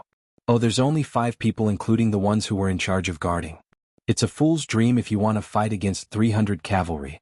Princess Tuoya, who couldn't figure out whether Yang Qindong's brain was damaged, felt that the situation was a bit tricky. Runk was already provoked by Yang Qindong's disregard. In his eyes, this kind of provocation made him want to laugh out loud. This man dressed like a Han and dressed in green probably doesn't know who I am. I hope he'll still be able to laugh when I catch him and chop off his head. What are you still standing there for? Capture him. Kill anyone who resists. The infuriated Runk issued his threat for the 3rd time. The 300 cavalrymen behind him also felt their souls returning to their bodies. They were also confused by Yang Qindong's performance just now. They wondered how there could be such a reckless person in this world. Since the general had given the order, they naturally wouldn't be polite. Each of them mounted their war horses and began to shrink the encirclement, moving towards the umbrella. There were also a few cavalrymen who very straightforwardly put away their cavalry sabers and raised their arms. Their appearance was clearly telling the others to watch how he would capture someone alive with his bare hands. Runk, you dare? Princess Tuoya obviously knew what was going to happen next. When she thought about how she was going to cause the deaths of 4 innocent people, she was so angry that her face turned completely red. However, shouting like this at this time naturally wouldn't have any effect. The 300 cavalrymen were all brought by Runk. At this moment they only listened to this one person's orders. The 4 dark-skinned cavalrymen were already itching to give it a try, looking like they were going to charge over and capture someone in the next moment. As their opponent, Yang Qindong was still half lying on the blanket. He didn't even open his eyes, giving off the feeling that he had already accepted his fate. Right at this time, when the cavalrymen were about to make their move, a wave of earth-trembling sounds suddenly sounded. The small stream's water began to ripple again. This movement also attracted Runk's attention. When he couldn't help but turn around to take a look, his expression immediately became extremely unsightly. Behind them, a group of cavalrymen stood impressively. They were uniformly dressed in pitch-black iron armor and wore unknown military green helmets on their heads. Below the helmets was a black iron mask that completely covered their faces, making it impossible for others to see their appearances. At the same time, a wave of austere aura flickered. What was even more frightening was that the war horses they sat on were actually completely covered in black iron. Even at the position of the horses' legs, only a small section was exposed. It was equivalent to almost completely wrapping and protecting the war horses, achieving the effect of absolute impenetrability. Who are you? Rump couldn't help but swallow a mouthful of saliva as he asked. Even though they hadn't fought yet, his senses already told him that this was an extremely elite group of cavalrymen. Even though their numbers weren't as many as his own, if they really fought, he actually didn't even have a 50% chance of victory. In the Walla region, on the grasslands, when did such a heavily armed group of cavalrymen appear? Why didn't he have any information about them before? Could it be that Princess Tuoya brought them here for the sake of robbing and killing him? Thinking of this, he couldn't help but shift his gaze towards Tuoya. What he saw was a similar expression of shock. Suddenly, Rumk thought of something and quickly turned his gaze towards Yang Qindong, who was under the large umbrella. Unfortunately, he was still half lying down and sleeping. There was nothing different about him at all. A huge question arose in his heart, but Rumk also knew that this wasn't the time to ask questions. Since the enemy had appeared behind them, of course they had to kill them first. Everyone pay attention. Turn your horses around and prepare to charge. Whoosh. The 300 cavalrymen quickly turned their horses around and drew their sabers, preparing to charge. Charge. Kill. In the next moment, almost at the same time, both sides launched their attacks forward. At this moment, the battle cries disrupted the tranquility by the stream. At this moment, blood began to wreak havoc, and the pungent smell of blood permeated the originally fresh air. Yang Qindong also sat up. At this moment he couldn't pretend to be asleep, and he couldn't treat everything with indifference. He wanted to see just how powerful this black armor that had cost a fortune to create was. He wanted to see just what kind of amazing battle results could be achieved in the hands of these fast-trained, battle-hardened, and highly skilled guards. Under Yang Qindong's gaze, the cavalrymen from both sides charged and engaged in a chaotic battle. Sabers, broadswords, and spears clashed against each other. From time to time, there would be cavalrymen falling from their horses. From time to time, there would be streams of blood spurting into the sky, and from time to time, there would be cries of pain. After carefully observing the battlefield for a moment, Yang Qindong's lips curled up. As far as the eye could see, all those who fell from their war horses were enemies. Until now, not a single guard had died in battle, and not even a single one had been injured. Of course, this didn't mean that they wouldn't be injured, but because the protection was too comprehensive, they didn't even need to think about defense when facing the enemy. They only needed to swing their sharp sabers and kill. Regardless of whether it was themselves or their horses, they had absolute protection. Unless the enemy's saber, sword, or even arrows could shoot into their mouths or eyes. But obviously the guards' military quality was quite high, and they would never allow these key positions to become the enemy's target. After observing for a moment, Yang Qindong felt relieved. He had a deeper understanding of the warhorse armor, but it was a pity in his heart. The materials needed to create a warhorse armor like this were too much. If he could really have 10,000 cavalrymen like this, wouldn't he be able to sweep through the entire grassland without any opponents? After relaxing, he poured himself a cup of tea and said softly, "Good, the tea is still warm." While Yang Qindong was leisurely sipping his tea, more than half of the 300 enemies were dead or injured. Even if less than half of them were alive, most of them were injured. If not for their excellent horsemanship, they would have fallen from their horses by now.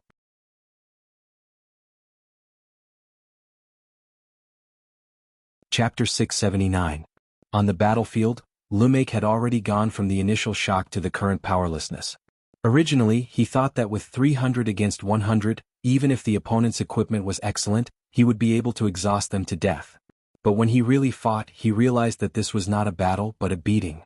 If he slashed the enemy would be fine. If the enemy slashed him, he would have to pay the price of serious injury or even death. This was simply an unfair battle. Seeing his brothers die one by one and seeing the number of comrades around him decrease, Lumake had no choice but to make a decision, which was to leave the battlefield and leave this place. He would report what happened to the higher-ups, and then wait for an opportunity to take revenge. Everyone retreat. Their warhorses are heavily armored, so they won't be as fast as us. After exchanging blows with another member of the security team, Lumak's long saber only managed to produce a series of sparks. Finally, Lumak gave up on the thought of continuing to kill the enemy. He turned around and retreated. Some of the cavalrymen who were very close to Lumake also followed suit and turned to flee. In order to avoid being shot by the arrows, they kept making all sorts of evasive maneuvers on their horses. From afar they looked as agile as monkeys. Seeing that the enemy was about to escape, Beta Persei bowed and asked Yang Qindong for instructions. "Young master, don't worry about them. Let the team withdraw and sum up their combat experience." Yang Qindong naturally knew what Beta Persei meant. Now that Lumake was leaving, it was just as he had said. The members of the Iron Cloak Guards were clearly at a disadvantage in terms of speed. It was impossible to chase after them, and even arrows might not be able to reach them. Unless they used guns now, but this might expose their identities.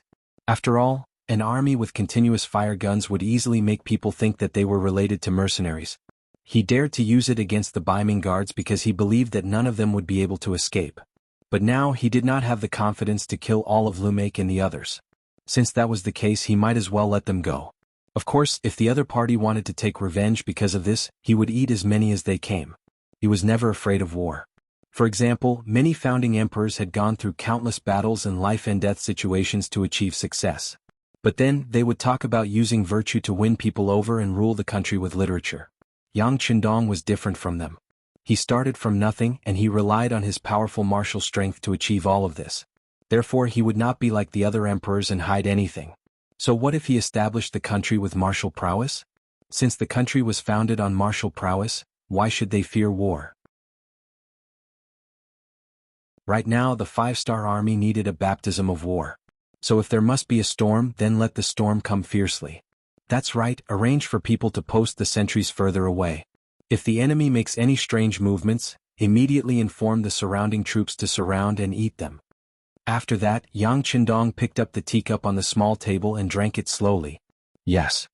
Beta Persei stood up straight and waved to the fully armed guards who were still waiting for orders. Immediately, more than 100 riders scattered in all directions, appearing and disappearing as mysteriously as when they first appeared. The difference was that when they left, they took away the captured war horses and the enemy's corpses. Hey, these are indeed your troops. Hey, who are you? My name is Narain Tuya and my father is Sud, the Khan of Mabe, Mongolia. This hand gesture was seen by the sharp-eyed Princess Tuoya. She immediately skipped back to the umbrella, taking off her riding boots and sitting down on the blanket without regard for anyone else.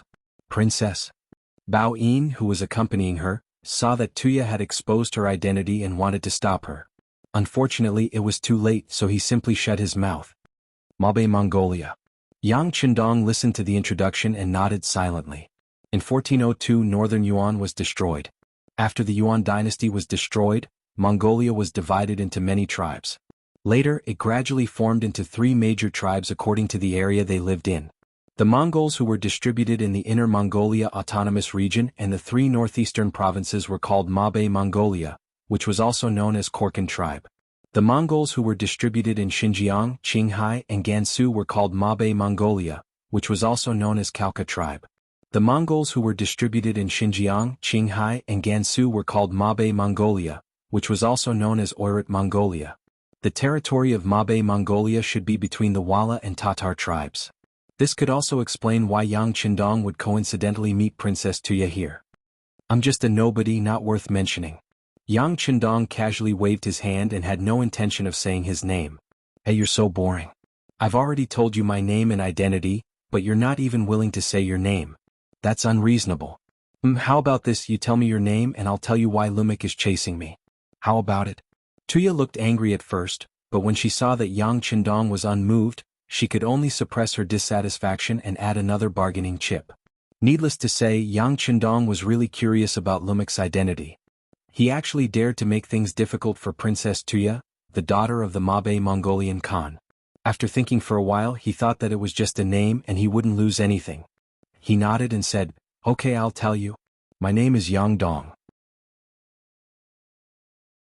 Yang Dong was Yang Qindong's name in his previous life, so it wasn't a lie.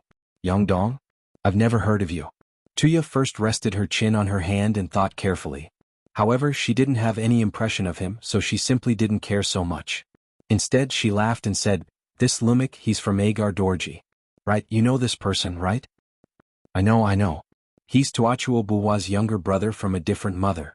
Yang Qindong nodded. This information had been reported by the Security Bureau a long time ago. Speaking of which, this happened last year. Just like in history, the Wala's leader, Yeshen, and Tuachuo Buhua were known as monarch and minister, but only in name. Tuachuo Buwa's wife was Yeshen's sister. Yeshen wanted to make his sister's son the crown prince, but Tuachuo Buhua refused. Yeshen suspected that Tuachuo Buhua was secretly in cahoots with the Ming dynasty, which was disadvantageous to him. As a result, in the 12th month of the second year of Jingtai 1451, he attacked. In the end, Tuachuo Buhua was defeated because his younger brother Agar Dorji and Yeshen colluded and attacked from both sides. However, what was different from history was that they had just defeated Tuatua Buhua. Before they could follow up on their victory, they suddenly had a conflict with northern Ming. Then both sides started fighting again. This gave Toro Buhua a chance to recuperate. The most unfortunate of them all was his younger brother Agar Dorji. Seeing that his brother was still alive and had turned against the northern Ming Empire, Agar Dorji had no choice but to retreat with his cavalry out of fear that the northern Ming Empire would seek revenge. Seeing that Yang Qindong said that he knew, Tuoya did not suspect anything. After all, this was a big matter that anyone with a bit of status would know. She continued, Agar Dorji's strength is not bad. He has 50,000 cavalry. However, when there are many soldiers, he needs provisions and a base.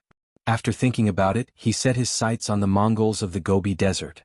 His son, Halakutu, wants to marry me and form an alliance with the Gobi Desert Mongols through marriage. He wants to maintain the army's expenses and find opportunities to strengthen his own strength. It's just that Halakutu is too ugly. I don't like him. That's why even though Father Khan ordered me to go to their camp, I still managed to find a way to escape. What do you think? I'm smart, right? Tuoya said proudly as if she had done something amazing. When Yang Qindong heard all of this, his face darkened. That you don't want to marry him because he's ugly? That's part of it. Without noticing the change in Yang Qindong's expression, Tuoya continued, it's mainly because my father understood the purpose of Agar Dorji. It's not true that they want to marry us, but they want to take the opportunity to annex us. After saying this, she noticed Yang Qindong's darkened face. Tuoya couldn't help but ask anxiously, hey, what do you mean? Are you saying that only you men can pursue beautiful things and we women can't? Sure.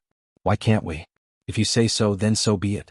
Yang Qindong was not stupid enough to reason with a girl, especially when this person was from the Appearance Association. Seeing that Yang Qindong had admitted defeat, Tuoya raised her chin happily like a proud peacock. However, this self-satisfaction did not last long. She said worriedly, you almost killed Lumik just now. Now that he has escaped, he will definitely come back for revenge. You should be from Baiming, right?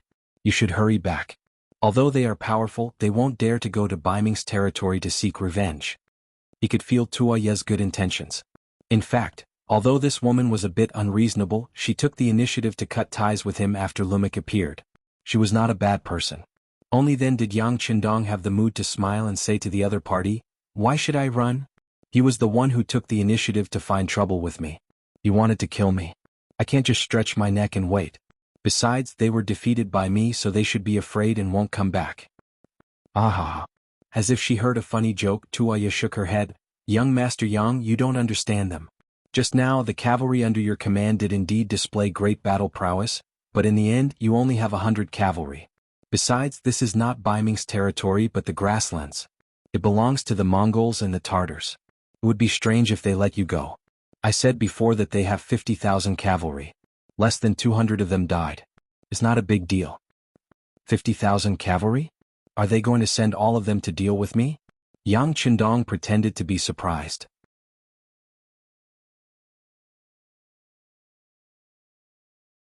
Chapter 680. That won't happen. Their main force is not around here. After all, this place is also our Khalkha tribe. If they send out their army without permission, it will cause a misunderstanding. But it is still possible for them to send 1,000 cavalry. No matter how powerful your cavalry is, it is still impossible for 100 to fight 1,000. Besides, your cavalry is not without weaknesses. Anyone can see that they are not fast enough. Once they are entangled in a battle of attrition, they will eventually lose. Tuoya's analysis made Yang Qindong nod his head. If the other party only sent 1,000 cavalry, then he had nothing to be afraid of. On the contrary, he could capture a large number of war horses. Wasn't this taking the initiative to give him a gift? Thinking of this, Yang Qindong simply lay down on the blanket again. Since that is the case, this young master will wait for them here. I want to see what they can do to me. Yang Qindong's casual manner naturally caused an anxious expression to appear on Tuoya's face. Why aren't you leaving?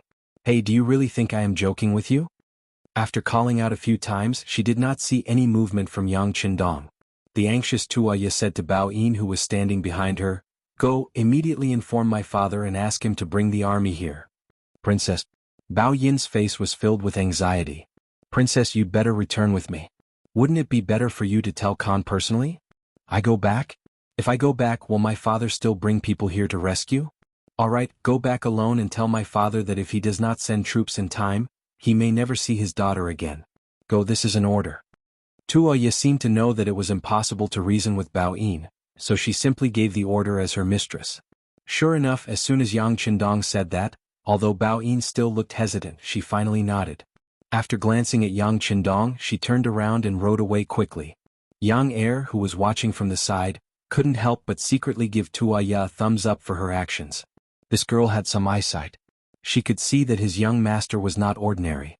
It was a wise move to befriend him now. Of course, it would be even better if she could repay him with her body. Although Yang Qindong now had 5 wives and concubines, and Wan Xiaoyu who was waiting to be married when she reached the age, he still did not have a single child.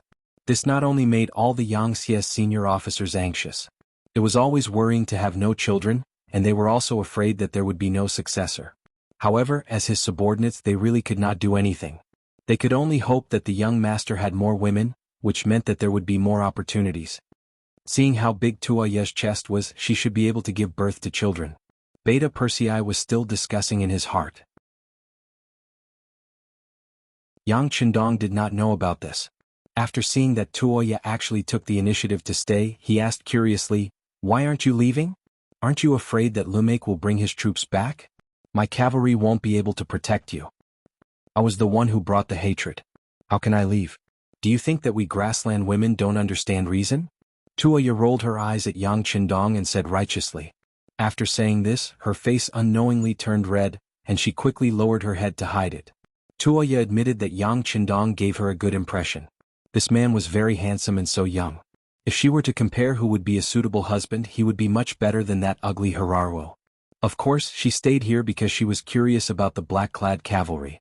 She didn't know why, but she had a feeling that even if Lumek brought his troops here, it wouldn't be difficult for this handsome young master. In short, she was infected by Yang Qindong's strong confidence. Yang Qindong was speechless after seeing Tuoya's heroic side. He could only say, "All right, then let's wait a little longer. If the sun is about to set and the enemy doesn't appear, then we'll go our separate ways." After saying this, Yang Qindong took a sip of tea and closed his eyes again. Tuoya, who wasn't chased away, didn't care about this. Since she was able to stay, she used this opportunity to talk non-stop like a machine gun. She selectively told Yang Qindong some of the secrets of the grassland that she knew about. Although it was selective, some things were still kept secret to the outside world. This piqued the interest of the 6th young master, who had originally wanted to close his eyes and take a nap. After a while, the conversation between the two of them became more and more lively, as if they were old friends. Lumek fled in defeat. After running a certain distance, he saw that there were no invincible soldiers chasing after him. He couldn't help but breathe a sigh of relief. But then his face was filled with anger. He and his 300 cavalry couldn't even defeat the enemy's 100 cavalry. To him this was absolutely intolerable. As a proud general, of course he wouldn't let this matter pass. He wanted revenge. "Let's go. Come with me to find the young master." Lumek whipped his horse and led the defeated cavalry to turn a corner and gallop away. His luck wasn't bad. He originally thought that he would have to run for 2 hours before finding Hararuo. He didn't expect that the young master was worried about Tuoya and had already chased after him with 5,000 cavalry. Hararuo had 5,000 cavalry. Even if they met the Mongolian cavalry of the Gobi Desert, they would be able to protect themselves. After all, neither side wanted a war of this scale. The answer was likely to be a mutual retreat. With this in mind, Hararuo wasn't too surprised when he saw Lumek appear with his defeated army. "What's wrong? Did you meet the main force of the Gobi Desert?" "Young master, I don't know if that's the case," Lumek said gloomily. It didn't matter if they lost the war. As long as they were still alive, they could always learn from the experience and fight again. But what he couldn't accept was that he didn't even know the enemy's background. "You don't know?" Hararuo's face turned ugly. He wanted to shout out trash, but when he thought about it, he suppressed his anger and asked, "Tell me what's going on?" "Yes, young master, the situation is like this. Lumek chased after Tuoya, but there was someone else with her. Especially a handsome young man. Then a group of unknown black cavalry appeared. Hararuo listened silently at first. When he heard that Tuoya was with a young man, his eyes became as deep as water. Although he only liked Tuoya for her beauty and wanted to use the marriage to find a place to develop, Tuoya was already like a piece of meat in his heart. How could he allow another man to taint her? "Take me to him, I want to kill him," Hararuo roared. The murderous intent in his eyes was almost tangible. Beside a small stream, under a large umbrella, Yang Qindong drank the last cup of tea. His face was filled with satisfaction and regret. He was satisfied because of the leisure he had for half a day. Usually, when he was in the military camp, he would either read information or look at the sand table. Occasionally, when he had time to rest, he would exercise his body. When had he ever relaxed like today? Although he learned more about the situation when chatting with Princess Tuoya, time always passed quickly when chatting with a beauty. He didn't feel tired. Regretfully, Lumake didn't bring anyone to cause trouble for them. Originally, he wanted to wait for them to come and take the opportunity to obtain more warhorses. Now, it seemed that he wouldn't be able to do as he wished. Alright, the tea is finished and the sun is about to set. I should also go back. Let's meet again, Princess Tuya. Yang Qindong sat up straight and stretched his waist. Beta Persei brought Ba Dao Jiang and his friends over and began to pack up the small table, large umbrella, and blankets. Tuoya pouted and unwillingly got up to put on her shoes.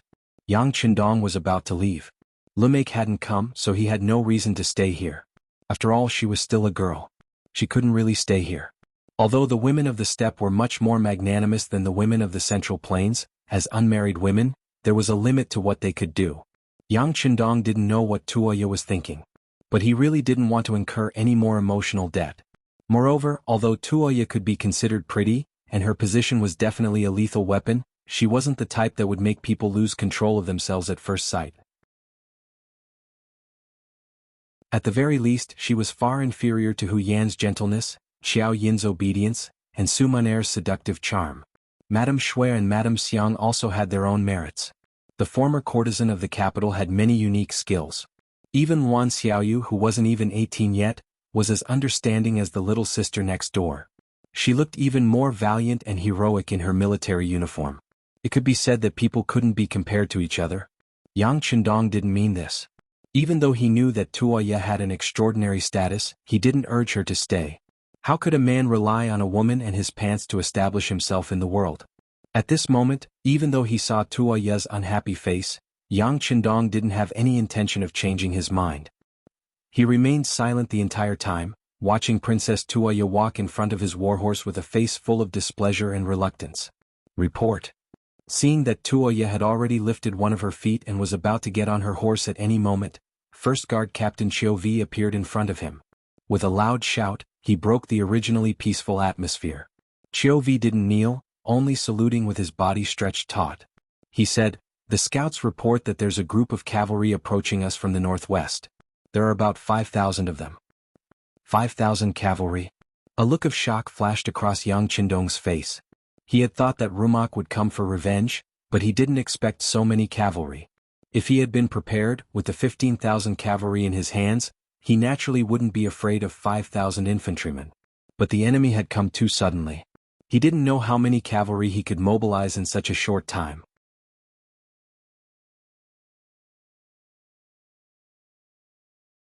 Chapter 681. His gaze fell on Qiu Vi. Where are the various units? How many of them can we contact? Reporting to the 6th Young Master, the 3 divisions of the Cold Vanguard Division are currently undergoing long-distance training and cannot be contacted for the time being. The Independent Regiment is further away and most of them are infantry. According to the location they reported earlier, they should be about 30 miles away from us. The 1st and 2nd Cavalry Regiments have already sent people to inform them. They are even further away from us, more than 100 miles away. I'm afraid that they will have to wait until dawn to arrive when they receive the news. Now, only the Nuzan Cavalry Regiment and the Logistics Battalion are at the base camp. They will arrive in half an hour. Qiu Vi's body was covered in a layer of cold sweat as he reported. He wouldn't have known if he didn't say anything. After he finished, he realized that the young master's forces were actually so weak. The only force that could really come immediately was the Nuzan Cavalry Regiment. Of course, in his eyes, the Logistics Battalion did not have the slightest bit of combat power. Beta Persei also heard it clearly from the side. He also felt that the situation was a little serious. He took the initiative to say, "Young Master, the Logistics Battalion can also go to the battlefield. No matter what, they have the strength of 1,000 people." Say no more. Yang Qindong waved his hand. Not only would he not let the Logistics Battalion go to the battlefield, he would not even return to the base camp. He did not know what the outcome of this battle would be. Once their main camp was destroyed, the army would have a hard time moving through the grasslands without rations. He could not take the risk. Yang Chendong looked at Qiu Vi and asked, "Is there any terrain nearby that is suitable for the cavalry to fight?"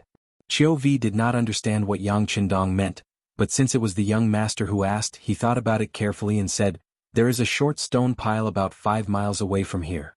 It is densely covered in gravel and is not suitable for a large group of cavalry to fight."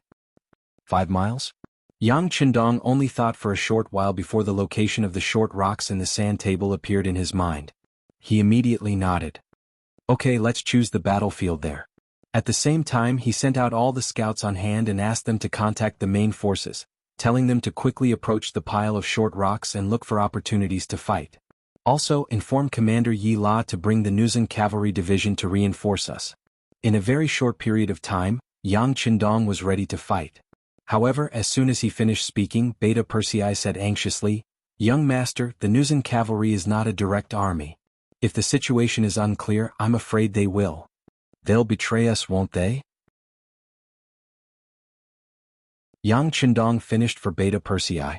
Then he sneered and said, "I believe that Yi La is not a short-sighted person. If he is, then sooner or later he will rebel. Isn't it the best of both worlds to use this opportunity to test him? Okay, it's decided. Captain Chiu, you can go and pass down the order." Yang Chendong wouldn't tell anyone that he had the secret of the warehouse. If Yella really wanted to go against him and threaten him together with Lumik, then he wouldn't mind taking out some weapons from the warehouse that would give them a scare. For example, he could casually drive out an armored tank. That was a good thing that could even block bullets. What could those bows and arrows do? At that time he would kill in all directions. He would turn the pile of short rocks into a pile of bones and a pile of blood. He sighed in his heart. "Yi La, you better not disappoint me. Otherwise, because of you, I'm afraid that no Nuzan will appear in this world in the future." Yang Chendong pursued the goal of achieving it by hook or by crook. He could give others a chance, but there was only one chance. If you couldn't seize it, then sorry, the next thing would be the power of thunder that would destroy the world.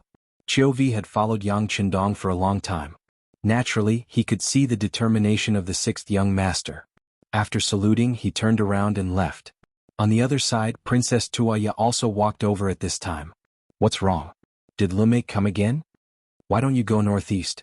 I'm sure that Bao Yin has already told her father about me. There should be people coming to receive us. At that time, no matter how bold Rumak is, he won't dare to act rashly." Tuoya was truly kind. Yang Chendong could feel it. However, as a man, how could he live under the protection of a woman? Besides, war was the reason he came to this place in the first place. Sometimes, as the war continued, there would be fewer and fewer people. When those who were unconvinced became corpses and those who were convinced were still alive, then it would be time to unify this place. Yang Chendong, who wouldn't back down and had no reason to do so, naturally rejected Tuoya's kind intentions. In return, he didn't let her leave this time. Instead, he said in an inviting tone, "Rumak is indeed coming. This time he brought 5,000 cavalrymen with him. Why don't you come with me? It will be safer that way." Since the enemy cavalry was coming, they would definitely send out light cavalry scouts. Once they found out that Tuoya was alone, there was no telling what would happen. As a man, he naturally had the responsibility to protect a woman. Not to mention she wanted to help him out of kindness. "Meh." Tuoya pointed at herself and said in disbelief, "You allow me to follow you?" "Yes, for your safety. It should be now. Rumak's cavalry scouts should have surrounded us.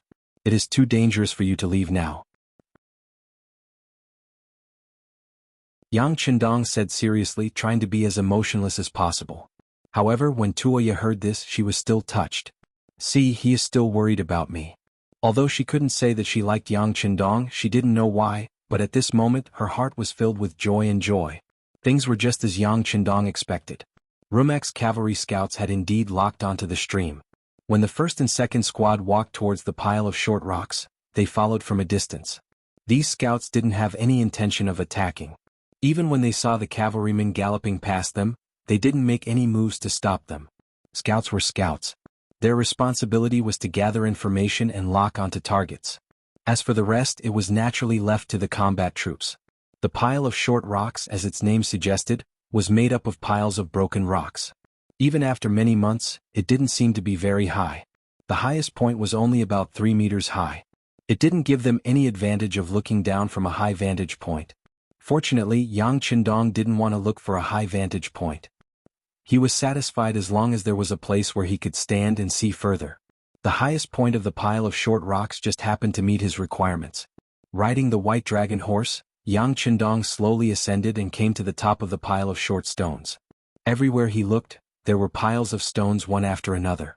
They were scattered in all directions, dividing the area in front of him into dozens of pieces. This was the place where Yang Qindong asked for a small-scale cavalry battle. Qiu Vi had already said that the information from the scouting camp was that the enemy had about 5,000 cavalry. If that was the case, if they were to find an open space, the enemy would be able to kill them in a single charge. There wouldn't be much room to maneuver. Young master, are we going to stay here for a while? Beta Persei saw Yang Qindong stop on his white dragon horse and guessed something. That's right. This young master will stay here for a while. Come, put the flag here. From today onwards, the name of the 5-star army will be known throughout the grasslands. Yang Qindong said with a heroic tone, then pointed to an open space beside him. Hearing this, Beta Persei called for the guard team to take out a bright 5-star flag and put it beside Yang Qindong. The red flag immediately fluttered in the wind, showing off its charm. All the guard team members wore black armor with iron masks and wore Kevlar helmets that didn't fit in to protect the important parts of their heads. Yang Qindong also covered his white dragon horse with a layer of iron armor and changed into the same outfit as the other guard team members. When they stood under the 5-star flag like this, a powerful aura was unknowingly born. It made Princess Tuoya, who was watching all this curiously from the side, feel like she was about to meet the Great Khan. Just as the preparations were in place, a cloud of dust rose from the south of the pile of short rocks, making it impossible to see who was coming and how many people there were. Out of instinct, Tuoya asked with some apprehension, "Is it the cavalry brought by Rumak?" Looking in the direction, Yang Qindong shook his head with a smile. "It shouldn't be them, it's our cavalry." "Your cavalry?" Tuoya was a little surprised after saying this. She was more and more unable to understand the origin of this Yang Dong. She was certain that this was the first time she saw the 5-star flag in front of her. But this curiosity was quickly suppressed. Right in front of them, another cavalry team loomed in the distance. Tuoya, who was riding beside Yang Qindong, had a solemn expression on her face. Although Yang Qindong had already surprised her, the number of cavalry that Rumak brought was obviously too much. Even if there were more than 100 black cavalry, could they turn the situation around? If Yang Qindong was defeated by Rumak as a fellow traveler, she wouldn't have an easy time either. Thinking of this, Tuoya's gaze looked towards the northeast, but there was still no movement there. It made sense when she thought about it. Bao Yin had only left for a short period of time. Her father still needed to gather the cavalry when he received the news. It was impossible for him to rush over so quickly. What was different from Tuoya was that Yang Qindong's expression was normal. He didn't show any fluctuations in his emotions from beginning to end. Until the first cavalry team appeared, a rider jumped out and arrived under the pile of rocks. Nuzhen cavalry team leader Yi Wei greets the 6th young master.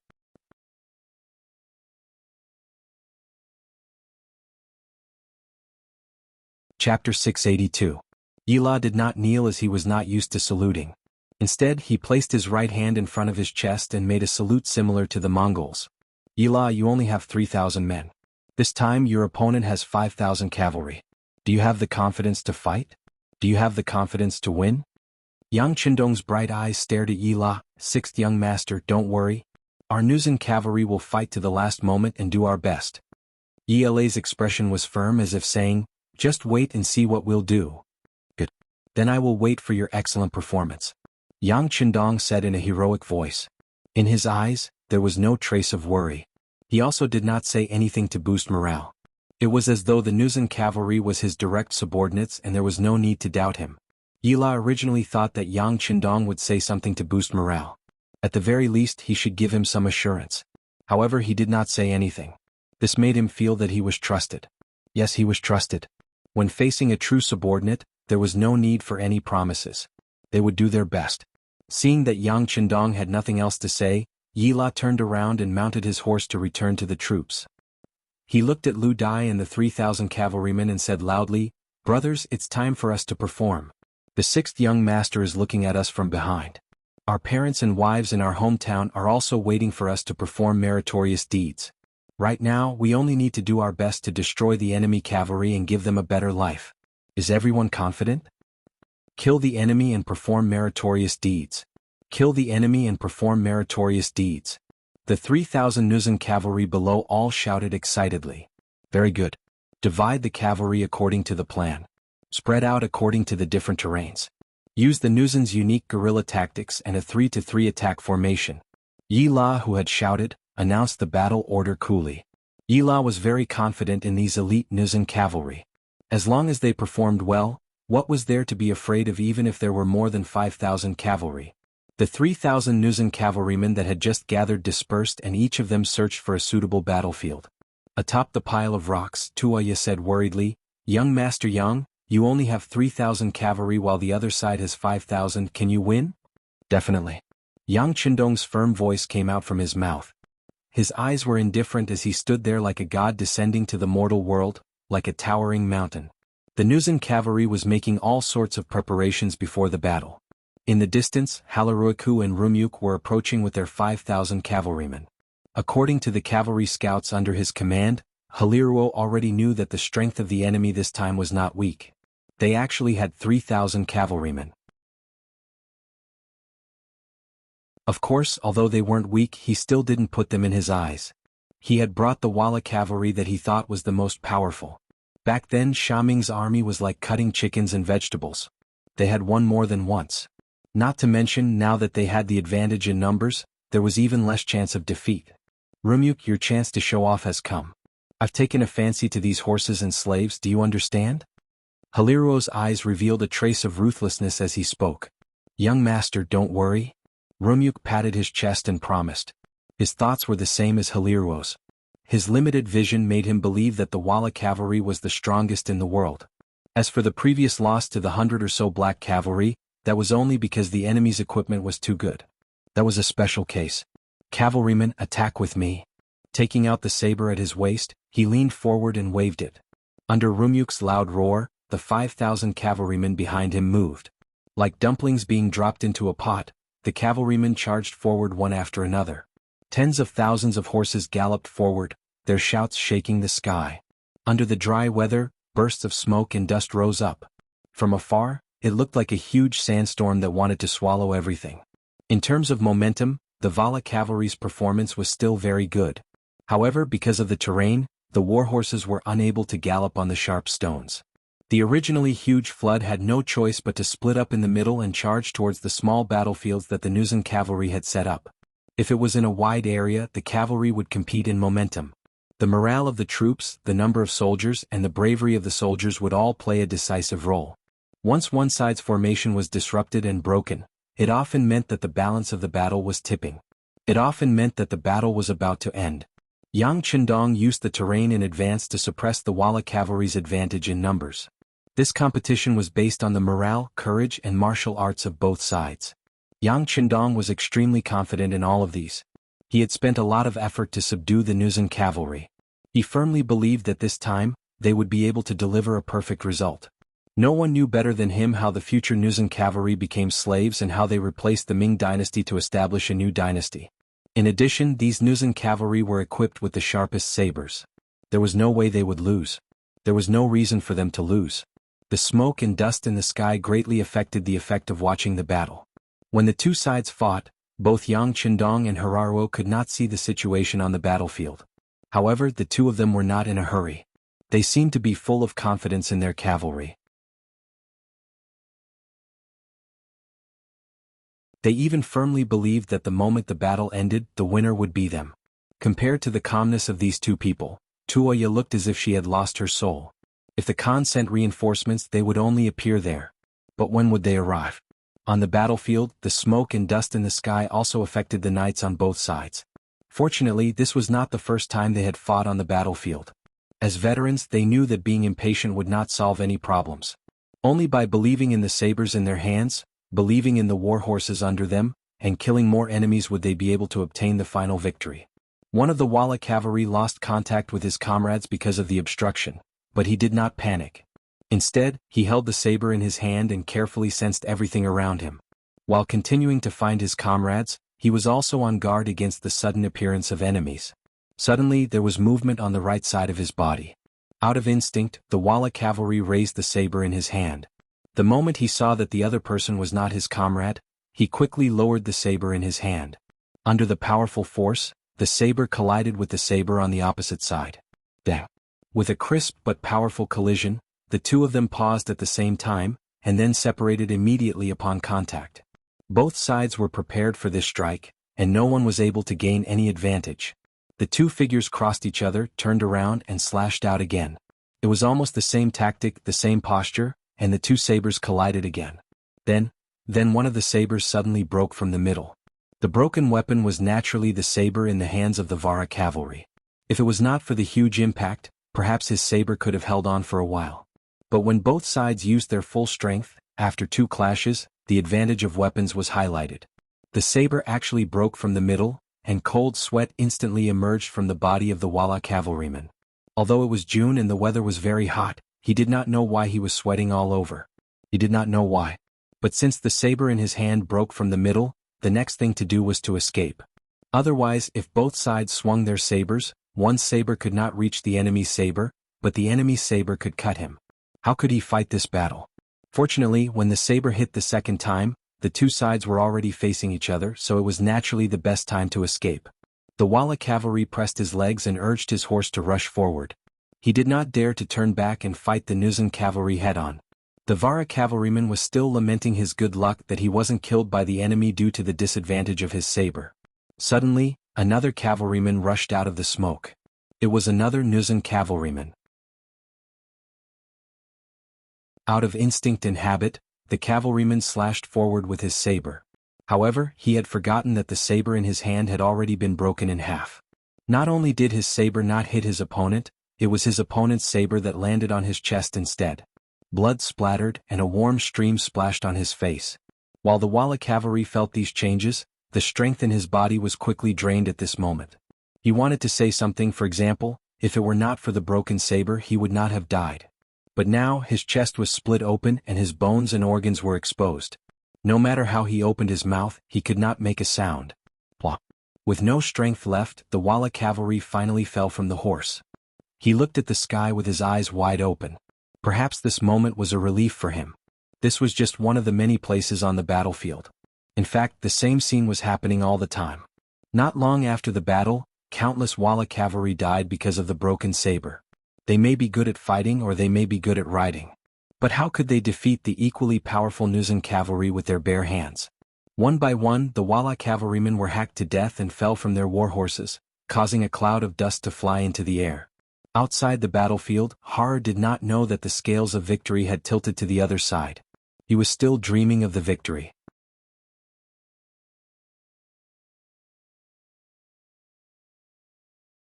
Chapter 683. Due to their position being higher than the ground, Yang Chendong, Tuaya, and the five-starred flag beside them were still clear and dazzling. All of this fell into the eyes of Hala Ruah, and he couldn't help but reveal a trace of hatred. A man couldn't tolerate the hatred of killing his father and stealing his wife. Although Tuoya wasn't his woman yet, and she hadn't even acknowledged it, Haliruo had long considered her as his woman. Since she was his woman, he could give her away, but he definitely wouldn't allow her to act on her own. Seeing her riding on a horse beside a handsome young man, glancing left and right, and even saying something from time to time, Hararuo was burning with jealousy. He stretched out his hand and pointed forward. "Go, send someone up there and kill that man. Snatch that woman for me." Since it was the first battle, Lumake didn't send out all of his cavalry. The enemy only had 3,000 cavalry. He only needed to send out 3,000 cavalry to clinch the victory. As such, he still had 2,000 cavalrymen by his side. Once the young master gave the order, Lumake immediately complied. He pointed at two centurions and said, "You two take the men from our main force and capture the person on the short rock. Remember, the man can die but the woman must be brought back alive." "Yes."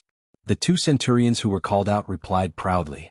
200 men chasing after a few people. In their opinion, General Lunk was being too cautious. Of course, they didn't know about the existence of the Black Cavalry. Otherwise they wouldn't have thought of courting death. Yes, these 200 Wala cavalry were courting death. Only 200 people dared to have designs on Yang Chendong. Not to mention him personally taking action, just the 100 over Black Knights by his side would be enough to make them doubt their lives. The two groups of 200 cavalry didn't charge into the battlefield. Instead they took a detour to the pile of rocks. With the speed of their war horses, they arrived at the left and right sides of the pile of rocks in less than an incense's time. The 200 cavalry approached with smiles on their faces. Release the arrows. Just when they thought they could reel in their prey, a wave of arrows pierced through the air. Over 100 arrows suddenly appeared from 2 different directions, flying towards the Wala cavalry that was still filled with anticipation. Clang. Caught off guard, the Wala cavalry took out their shields or made all kinds of difficult dodging movements. The arrows flew past them. Most of them dodged and only a few were hit. However, they weren't in critical positions and didn't threaten their lives. Although the arrows didn't kill anyone, they effectively stopped the Wala cavalry's charge. Just when they were cursing and saying that it wasn't a gentleman's action, a large group of cavalry in black armor suddenly appeared on the 2 sides of the pile of rocks. Not only were they wrapped in black armor, but they also had black masks on their faces. Even the war horses under them were equipped with iron armor. They were armed to the teeth. Looking at the cavalry in black with a green helmet, the 200 cavalrymen couldn't help but be startled. This was the first time they had seen such an enemy. Silence, no sound, only the sound of the horses' hooves moving forward. The sound was like a drum that smashed into the hearts of every Wala cavalry, and the horror on their faces became more and more intense. At this time, the rhythm of the battlefield was completely taken over by the black cavalry. The hard training of the guards was effective at this time. The silent battle cry spread out endless murderous aura and shrouded the 200 Wala cavalry. Gulp. A centurion of the Wala unconsciously swallowed a mouthful of saliva, then nervously wiped the sweat dripping from his forehead, and said in a trembling voice, "Fight with me." Only the heavens knew how much effort it took for him to say those words. Fortunately, he still managed to say them in the end. He didn't know why, but after saying this he felt his mind relax as if he had just completed a very difficult task. The other Wala cavalry also let out a sigh of relief at this moment, then one by one they gathered their courage, raised their sabers and reappeared with the murderous aura from before. The 100 black cavalry were already ready at this moment. Almost at the same time when the order to fight with me sounded, they spurred their horses forward and charged towards the 200 Wala cavalry. The sharp saber was raised high, and then, with an unstoppable momentum, it fell from the sky and chopped down on the bodies of the Wala cavalry that were charging towards them. The Black Knights did not need to defend and only needed to attack. They swung their sabers at the bodies of the Wala cavalrymen, allowing the other party to slash at their bodies, turning a deaf ear to it. The 2 sides crossed each other, but there was no sound of sabers clashing like usual. There was only the sound of sabers slashing on the black armor, and the sound of sabers slashing on the body. After passing by each other, the 2 sides turned back and faced each other again. In the process, one by one the Wala cavalry fell from their horses. The sabers were so sharp that some of the Wala cavalry had already been cut off by the sabers, but the blood didn't have time to flow out, and they still had the opportunity to turn their horses around. However, death was death. Half of the 200 cavalrymen had died in battle just because they made one extra move. They originally looked like they had the advantage in numbers, but at this moment they were reduced by a lot. This scene made the surviving Wala cavalry tremble uncontrollably. There was no lack of desperados among them, and they were not afraid of death. But the way they died was still too strange. It was so strange that it made them feel cold, and they were at a loss of what to do, and they couldn't see any hope. There was still no sound, and the hundreds of black cavalry launched a second charge as if they had discussed it beforehand. Facing the oncoming black cavalry, there was no change in their expressions. The Wala cavalry was no longer as arrogant as before. On the contrary, a few of the more timid ones turned around and fled. They could see that there was no chance of winning against such an opponent. If they continued to stay, they would only be courting death. The Wala cavalry that turned around and fled was like a plague, and when it spread to the other Wala cavalry, they also turned their horses around and wanted to leave. It was just a head-on confrontation, but the morale of the opposing army was completely disintegrated at this moment. It had to be said that the black cavalry was too strong. In the face of the black cavalry's charge, the Wala cavalry that was one step behind had no way to escape. Those that were too slow were caught up and killed, and those that were too fast were shot through by the black cavalry's arrows. They fell on the road of escape. The 200 cavalrymen came with an aggressive aura, but when they really fought, they couldn't even withstand a single blow. They didn't even last for half an incense stick's worth of time before they were completely annihilated. In the distance, Hilario and Rumyuk, who were watching this scene closely, had their eyes wide open. The short rock pile was slightly higher than the ground, and everything that happened there was clearly reflected in everyone's eyes. It was only then that everyone was shocked. What? What is that? When did such a powerful cavalry appear in the grasslands? After a while, Hilario digested what he saw. His gaze fell on Rumyuk and his questioning gaze was very obvious. I don't know. Rumyuk shook his head. They are the black cavalry I mentioned before. It seems that if we want to deal with them, we won't be able to outnumber them. Compared to the others, Rumyuk wasn't the most surprised. He had already seen the enemy's strength. However, the efficiency with which the Black Knights had killed the man had exceeded his expectations. That's right. With this reminder, Hilario wasn't angry. Instead, he was happy. These black cavalry have almost no openings, but wearing such heavy armor is bound to consume a lot of energy. As long as we can delay them, we can win through attrition. At that time, the armor will be ours. The more Hilario spoke, the more excited he became. Without waiting for Rumyuk to give any orders, he turned around and called out several names. The few of you take 1,000 cavalry with you. Remember, these black cavalry's heavy armor is impenetrable. As long as you continue to exhaust their strength, you will definitely be able to defeat them. After witnessing the scene just now, no one wanted to face the black cavalry. However, this was an order from Hilario, and no one dared to disobey. The centurions who were called out could only grimace and agree. Soon after, they split up into several groups and charged toward the pile of short rocks. On the pile of rocks, the black cavalry's performance was so outstanding, and they were so close to the enemy that it was an eye-opener for Tuoya. Hey young Master Yang, these black cavalry subordinates of yours are really too powerful. How about we make a deal? If you sell these black cavalry to us, I will definitely ask Father to give you a satisfactory price. Buy armor? I don't lack money. Yang Qindong shook his head and smiled. What kind of joke was this? When it came to earning money, who could compare to the Beyond Heaven Trading Company? Meanwhile, the owner behind the scenes of this trading company was himself. Everything that was sold there was made by Crimson City under his guidance. Comparing the amount of silver and the speed at which he earned money, he did not fear anyone. Don't be so quick to refuse, we're really sincere. Tuoya had become accustomed to Yang Qindong's arrogance. This person seemed to be unmoved in the face of any kind of temptation, but it was this kind of performance that had a unique charm that Tuoya liked very much.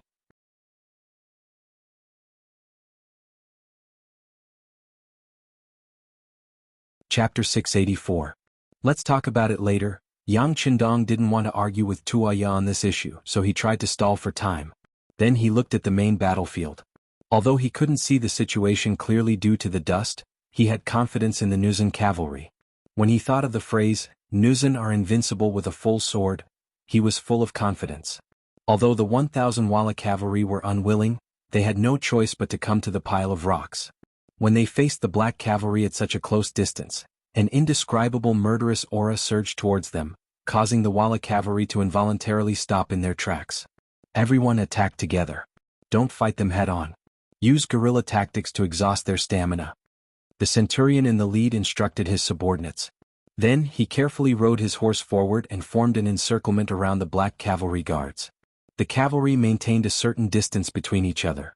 This way, if they encountered any danger, they could quickly turn around and leave. The encirclement was formed, but every time the guards moved forward, the enemy in front of them would retreat. They simply did not want to fight them head-on. The tactic of stalling was perfectly demonstrated by the Vola cavalry. When they were forging the black armor and warhorse chainmail, Wu Hua had said that although they had raised the quality of the armor to the highest level, armor was still armor and still had some weight. When two armies fought, it might not be obvious in a short period of time. However, if the battle dragged on, the problem would naturally be exposed. Wu Hua only had the ability to forge armor. He didn't have any way to deal with the problems and things that might happen on the battlefield. Regarding this, Yang Qindong didn't insist. Instead, he called Qiu Vi and Dao Xiao over and told them how to solve the problem. 1. Alternate resting. This meant that if the enemy was too far away and wanted to use a war of attrition to deal with them, then half of the members would rest and the other half would be on guard. This way they would have enough energy and stamina to kill the enemy on the battlefield. 2. Attack with arrows. If the enemy was too close and wanted to exhaust them by surrounding them, then use arrows to counterattack and cause chaos in the enemy's formation, forcing them to flee. 3. Musket fire. If the enemy's encirclement was set up far away, about 1 li away, then they would not be able to rest at ease, and if the range of the arrows was too far, then they would use their muskets to counterattack, killing the enemy when they least expect it, and killing the enemy when they are helpless. To sum it up, the safety of the team members was their top priority. As for whether the appearance of the flintlock would allow others to guess their identities, they couldn't do so much in a situation where their lives were threatened.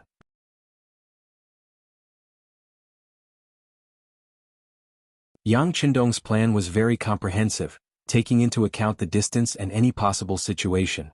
Therefore, when they saw that the other party was only surrounding them without attacking, no matter if it was Chou Wu, Dao Xiao or the other guards, they did not feel frustrated at all. Instead, they followed the plan and took out their bows and arrows, launching a fierce counterattack. The Walla cavalry was less than 100 meters away from the Black cavalry, which was the best range for arrows.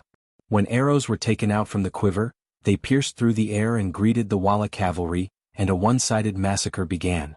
At such a close distance and with the strict archery training, the Black cavalry could not say that they were always accurate, but at least 30% of their arrows hit their opponents. This was because the Walla cavalry only needed to dodge and did not need to think about attacking. Otherwise, this accuracy would have been even higher. As for the Walla cavalry, when faced with the arrows of the Black Knights at close range, there would always be someone who would be hit by the arrows one after another. Some of them would be killed by the arrows and fall from their horses. If they were injured, they would lie on their horses and lose their ability to fight. The feeling of being a live target was naturally not good. The Vola cavalrymen also began to retaliate with their bows and arrows. Unfortunately, their arrows were very accurate, but regardless of whether they hit a person or a horse, they only left a white mark before falling back to the ground. They didn't cause any damage at all. This was not an exchange of arrows, it was a massacre. With no choice, the Walla cavalry could only retreat and get out of the effective range of the arrows. Charge! Captain Chiu V of the Black cavalry seized this opportunity. When the Walla cavalry formation was in chaos and retreated, he suddenly launched a counterattack and caught the Walla cavalry off guard. In the process, hundreds of knights died under the sharp sabers of the Black cavalry. The initiative was completely in the hands of the Black cavalry. Although the Walla cavalry had the advantage in numbers, it was difficult for them to say anything.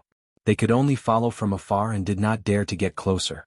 Taking advantage of the gap, half of the Black cavalry jumped off their horses to reduce the weight of their comrades and try to recover as much energy as possible. In the eyes of the Walla cavalry, this action of the Black cavalry was seen as an opportunity and they took the opportunity to launch 2 attacks. However, because the distance was too far, the Black cavalry had enough time to jump on their horses and get into a defensive position. Not only that, they took advantage of the fact that their opponents could not immediately move away and launched 2 counterattacks, killing hundreds of their opponents. After 2 attacks and many corpses, the Walla cavalry became smarter. They only surrounded the Black cavalry from afar and allowed them to rest. They did not take another step forward. Haliruo watched helplessly as the cavalry he sent out was unable to do anything to the Black Knights. He wanted to scold these people for being cowards, but considering that they had already lost more than 40% of their men, continuing to fight would only bring disgrace upon themselves. Thus, he gave up on ordering the cavalry to continue attacking. Instead, he set his sights on the main battlefield. In his mind, as long as he achieved victory on the main battlefield, he would be able to use the advantage of numbers to charge towards the pile of rocks. At that time, the hundreds of Black Knights would definitely be in his hands. The sun had already set and the sky was gradually turning dark. The dust on the main battlefield did not fly as high as it did at the beginning. The dust did not rise, which meant that the main battlefield had already reached a conclusion. At this moment, both Yang Qindong and Hara were doing their best to keep an eye on the battlefield. Victory or defeat on the main battlefield was very likely to affect the victory or defeat of the other side. Follow me and kill. Just as everyone was looking at the main battlefield expectantly and waiting for the result, a cavalry suddenly appeared from the south side of the battlefield. Because of the darkness, it was impossible to see how many people there were. However, judging from the battle cries, it was not a small number. Are these the enemy's reinforcements? Har stood on his horse and listened attentively. His expression was not good. He relied on the strength and numbers of the Walla cavalry. He did not know the result of the battle, but his advantage in numbers was getting smaller and smaller. I don't know. Lumak shook his head. He really did not know who these people were. Speaking of which, this was the first time he had seen Yang Qindong. It was also the first time he had heard of the 5-star army. In the past, the 5-star army had come to the grasslands, but they had only come in a hurry and left in a hurry. When Windchaser discovered that his forces were not enough to face any opponents on the grasslands, he tactfully retreated and stayed in the newer Gandusi region to recruit soldiers. As a result, the name of the five-star army was rarely known on the grasslands. Lumek's reply made Horror feel a bit disappointed. However, since the enemy's reinforcements had appeared, he could not ignore them. Go. I'll give you 500 people. Go and stop them. Before victory or defeat is decided on the main battlefield, you absolutely cannot let these people charge in. Horror originally had 2,000 people by his side. Just the short stone pile alone sent out 1,200 people. Right now he only had 800 people. Giving Lumek 500 people was already the most he could do. Yes. Lumek cupped his fists and replied, appearing full of confidence. In reality, leading Walla's elite cavalry, he also had this kind of confidence. As long as it wasn't an impenetrable existence like the Black Cavalry, even if the enemy's military strength was greater than his, he really did not need to fear anyone. Lumek was extremely confident, but he did not know who his opponent was this time. Because the sky had already darkened, even Yang Qindong on the short stone pile did not know who the first batch of reinforcements were. Tiger's Mane, publicly recognized as the person closest to Yang Qindong, as well as the person who followed the sixth young master the earliest, became the first batch of reinforcements to arrive. Ever since Yang Qindong appointed him as the commander of the independent regiment, Tiger's Mane had put all of his energy into it. 10 infantry battalions, 6 cavalry battalions. Just as the personnel were formed, they were fiercely trained by him. The soldiers of the independent battalion were made up of 6 auxiliary battalions and 4,000 Ming soldiers, and these 4,000 Ming soldiers were all captives. Wanting to lead such an army and have enough fighting strength was not an easy thing to do. Even if it was handed over to the 3rd Division Commander Wu Sheng and Political Commissar Qin Bo, it would take a period of time to form a fighting force. But the same thing happened to Tiger's Mane. He was the confidant of the 6th young master, and his superiority was reflected. Relying on his iron relationship with the Logistics Battalion Commander Beta Persei, he took out large amounts of silver, meat, cigarettes, wine and other things, and distributed them as rewards to the soldiers below. Cigarettes, the first thing that appeared in this world, actually became the favorite of the soldiers in a very short period of time. It was as if they smoked when they were free, or after eating and drinking, it was very satisfying like they were immortals. Not to mention, silver, wine and meat were freely provided. Under the stimulation of these things, the captives of the Ming army revealed the fierce side in their bones. In order to obtain more rewards, everyone held back their energy and worked hard to perform in the training field. Under the competition, the fighting strength of the independent regiment was rapidly increasing.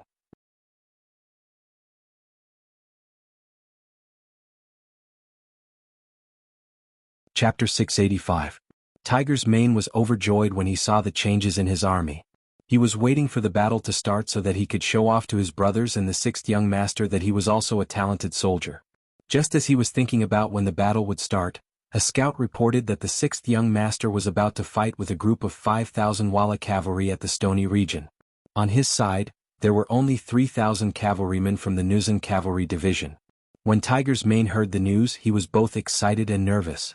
He was excited because his chance to show off had come. He was also nervous because he was worried about the loyalty of the Nuzan cavalry division. If they were to change sides on the battlefield, the young master only had 2 guards with him. That was only 100 people. How could he protect him?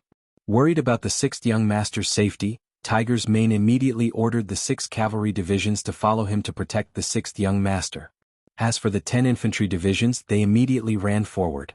Before they left, Tiger's Mane didn't forget to provoke his soldiers. Listen up, you will never fail when you follow the 6th young master in battle. This time the enemy has 5,000 cavalrymen. If you do well, you can turn from infantry to cavalry. Of course, in a battle like this we can't care so much. No one knows if we will be able to get that many horses. For the sake of fairness, we can only rely on first come first serve. Those who arrive first will get a horse, those who arrive later will get nothing. Let's go. Charge. After everyone understood Tiger Edge's meaning, the 10 battalions began a mad race. It was as if they were afraid that they wouldn't be able to get a warhorse if they were late. Everyone ran with big strides as if they were afraid that they wouldn't be able to get a warhorse. As for Tiger's Mane, he had already led the 6 cavalry battalions and was the first to arrive on the battlefield. Once they entered the battlefield, the sky was getting dark. Tiger's Mane didn't have time to analyze the situation. But from the looks of it, the young master's safety should be guaranteed. Since that was the case, he would kill the enemy first. The more enemies he killed, the more his side would gain victory. Coincidentally, Tiger's Mane was still thinking about how to find an opponent when Lumik appeared with 500 Walla cavalry.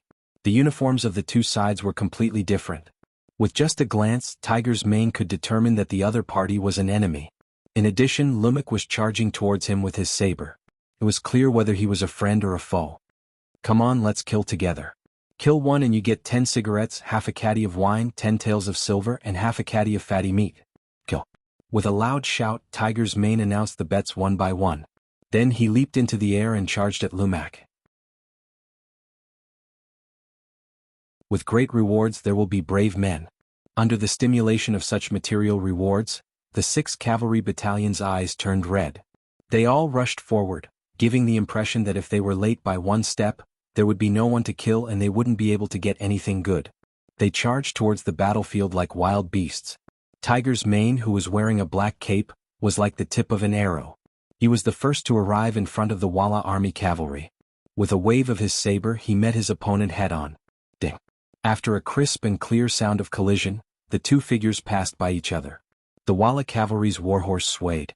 It was obvious that they were knocked back by the force of the collision. Feeling the pain from his arm, the Walla cavalry soldier's eyes flashed with extreme shock.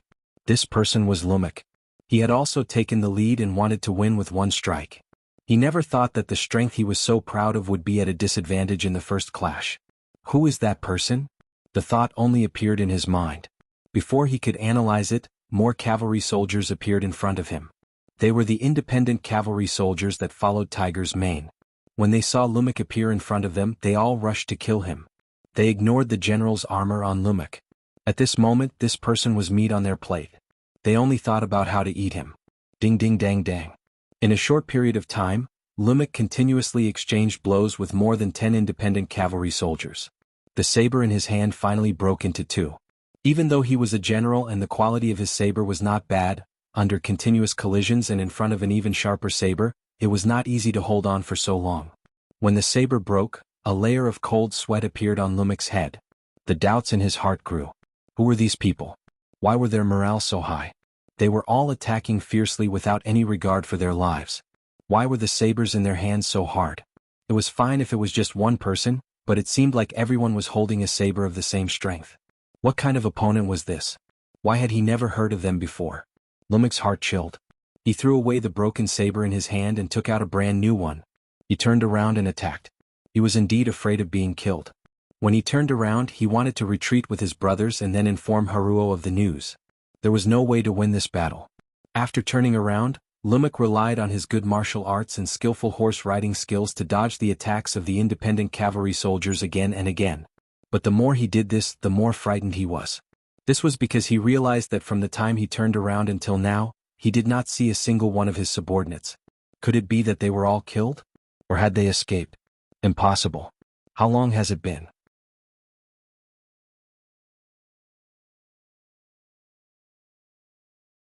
After experiencing such a bloody battle, as long as their bodies recovered, there would be an additional layer of iron-blooded aura around them. After experiencing a life-and-death battle, they would also have some personal insights. They would have more skills to survive and a chance to survive in the future battle. We won. Ila looked left and right. Although his vision was limited due to the darkness, he still couldn't help but shout out in excitement when he saw that all he could see were his own people. Following this shout, there were more responses from the surrounding people. We won, we won. Standing on a pile of rocks, Yang Qindong saw this scene and couldn't help but relax, a hint of a smile on his lips. Although this situation was within his expectations, the loss of less than 500 people in exchange for the loss of 3,000 cavalry was still delightful. We really won. Your soldiers are this strong? Tuoya's beautiful eyes widened once more, and when she looked at Yang Qindong, there were a few stars in her eyes. Although Yang Qindong did not make a move in this battle, his identity as the commander had been confirmed without a doubt. To possess such strength at such a young age, it was not an exaggeration to call him a hero. Every girl had a dream of becoming a hero. At this moment, Yang Qindong, who was already very handsome, had an even higher image in Tuoya's heart.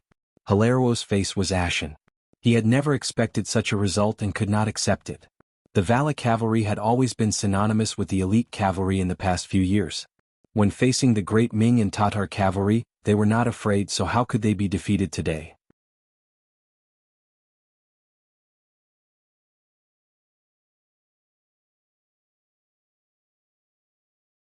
Chapter 686. Young Master, General Lumek's army has been completely annihilated, and the general has also died in battle. We should withdraw. A guard rode up to Hilario and spoke in an urgent voice.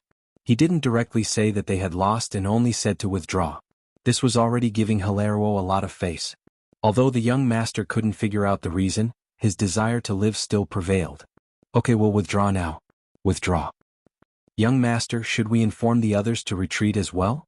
Another bodyguard seemed to have suddenly thought of something as he asked. No need. Let them stay and block the enemy. The rest of us will withdraw. Hilario had completely calmed down. It was precisely because of this that he said this. From this point alone, it could be seen that he was a ruthless person who would do anything to achieve his goals. Under the cover of darkness, the chaos on the battlefield, and the lag in information, Hilario escaped without a word. What he left behind were the corpses of nearly 5,000 cavalry, including Lumek and the captives. Hilario made a very smart choice and left with less than 10 guards so no one discovered his tracks. It wasn't until the battlefield was cleaned that they discovered that his corpse was nowhere to be found. But this wasn't important. What was important was that they had won this battle. The Jurchen cavalry had used their own strength to prove their ability and obtained Yang Qindong's attention. It was already late at night, and the short stone pile was still brightly lit with torches. After the battle, the Jurchen cavalry were still cleaning up the battlefield. Fortunately, Tiger's Mane arrived in time with the 6 cavalry battalions of the Independent Regiment, greatly increasing the speed of the cleanup. The 5-starred flag was still there as before, unfurling in the wind. Beta Persei had already prepared a military tent for him to rest in. More than usual, he had prepared an extra tent for Princess Tuoya. This time Tuoya didn't escape. When the battle wasn't over, she even pulled out her saber as if she wanted to charge down with Yang Qindong.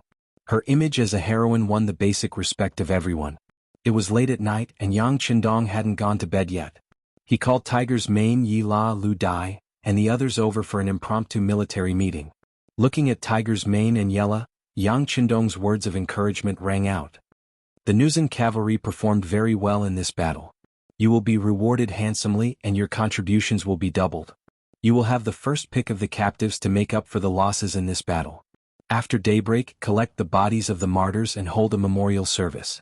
The Independent Regiment is worthy of praise for their timely rescue. The extra war horses will be used as a reward to gradually develop all of the infantry into cavalry. Thank you, young master. Thank you, 6th young master. Tiger's Mane, Yella, Lu Dai, and the others were all overjoyed. Although they had also lost people in this battle, especially the Nuzan cavalry who had lost close to 500 people, how could there be no deaths in a war? For the sake of Jurchen's future, this sacrifice was worth it. After the meeting, most of them didn't rest. Instead, they continued to clean up the battlefield. They dug several huge pits to bury the dead. This was also a form of respect for their opponents. Otherwise, in such an environment, the corpses of the dead soldiers would end up in the crow's hands.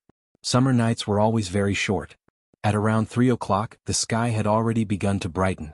The field of vision was vast, and the speed of cleaning up the battlefield became even faster. After burying the dead, Yella and Lu Dai also selected 500 elite soldiers from the captives. As long as they trained a little, they would be able to make up for the losses in the previous battle. Tiger's Mane counted the number of war horses. There were more than 4,000 of them. When the 10 infantry battalions arrived, all of them could be turned into cavalry. The cavalry and horses were like brothers. It was precisely because of this special relationship that when the cavalry charged, very few people would take the initiative to hurt the horses. Unless they couldn't fight, otherwise, no one would deliberately hurt the horses. In this way, it was convenient for the 5-star regiment and helped the Independent Regiment. When the sky was completely bright, breakfast was already ready. Smoke rose in spirals from the kitchen and the aroma of meat floated everywhere. Tuoya also woke up from her sleep in the tent. She looked at the 5-star army with a curious expression on her face. Breakfast was ready, but the 5-star army didn't satisfy their appetite. Instead, they gathered together and held a memorial service for the dead soldiers under the leadership of Yang Qindong. Their achievements were read out loud. Even the names of the people were read out by Yang Qindong. Many of the Nuzan cavalry cried at the scene. Obviously, after this memorial service, they were moved by Yang Qindong's actions and became more united. After killing a few Walla prisoners who refused to surrender to comfort the souls of the dead soldiers in heaven, breakfast began. Although the food was not as warm as before, none of the soldiers said anything about it. The memorial service still lingered in their minds for a long time. Some of them even thought that if they died in battle, their names would be read out by the sixth young master in front of everyone. Perhaps that would be the proudest moment of their lives. 7 a.m. The sun hung high in the sky. Anyone who knew about the weather knew that today was going to be another sunny day. At this time, a large number of cavalry suddenly appeared from the northeast direction of the short rock pile. A large number of cavalry appeared in the northeast direction. Everyone get on your horses and get into formation. After the scouts at the front reported the news, the 5-star army became lively. No matter if it was the Nuzan cavalry or the soldiers of the independent regiment, no one felt afraid at this moment. Instead, they all revealed a firm fighting spirit. Perhaps people would die in war, but for some people wasn't it a chance to show off? Tuoya stood at the highest point of the short rock pile and looked from afar. When she finally saw the enemy's flag, she jumped up like a little girl. It's the Mongol army of the Gobi Desert. It's the Mongol army of the Gobi Desert. Everyone don't be nervous. They're on our side. The 5-star army didn't seem to hear them. Everyone's eyes were still filled with determination and killing intent. Report. A large number of infantry appeared in the east. It should be the independent regiment's infantry. The scout reported another piece of news. Yang Qindong, who was riding on the white dragon horse, smiled. Let Tiger's Mane bring them here. Commander Yen, come here. Yang Qindong pointed at Yen Da, the company commander of the reconnaissance battalion who came to report the news. While the latter looked excited, Yang Qindong called him to his side and whispered something to him. Then, he nodded repeatedly and spurred his horse away. Soon he disappeared without a trace. Tuoya didn't look at what Yang Qindong was doing. After seeing the 5-star army's strong fighting spirit, she was still full of fighting spirit even though she didn't have much rest last night. She left on her horse and went straight to meet the Mongol army of the Gobi Desert. After seeing the 5-star army's fighting strength, she didn't want her own army to be enemies with them. That wouldn't be a good thing. As soon as Tuoya left, Beta Persei came to Yang Qindong. Young master, Princess Tuoya still has a good impression of you. You might be a family in the future. Do you want me to tell the brothers to relax? Don't be so tense. You're acting like enemies. How can we be a family? Beta Persei, I think your skin is tight recently. It seems that the burden I gave you isn't heavy enough.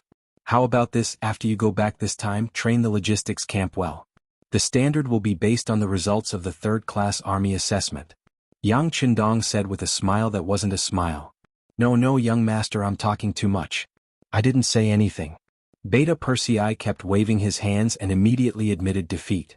How could he not know what the logistics camp was like? They were all old and weak Ming captives. Some of their bodies could be described as thin as a match. It was a miracle that they could live until now.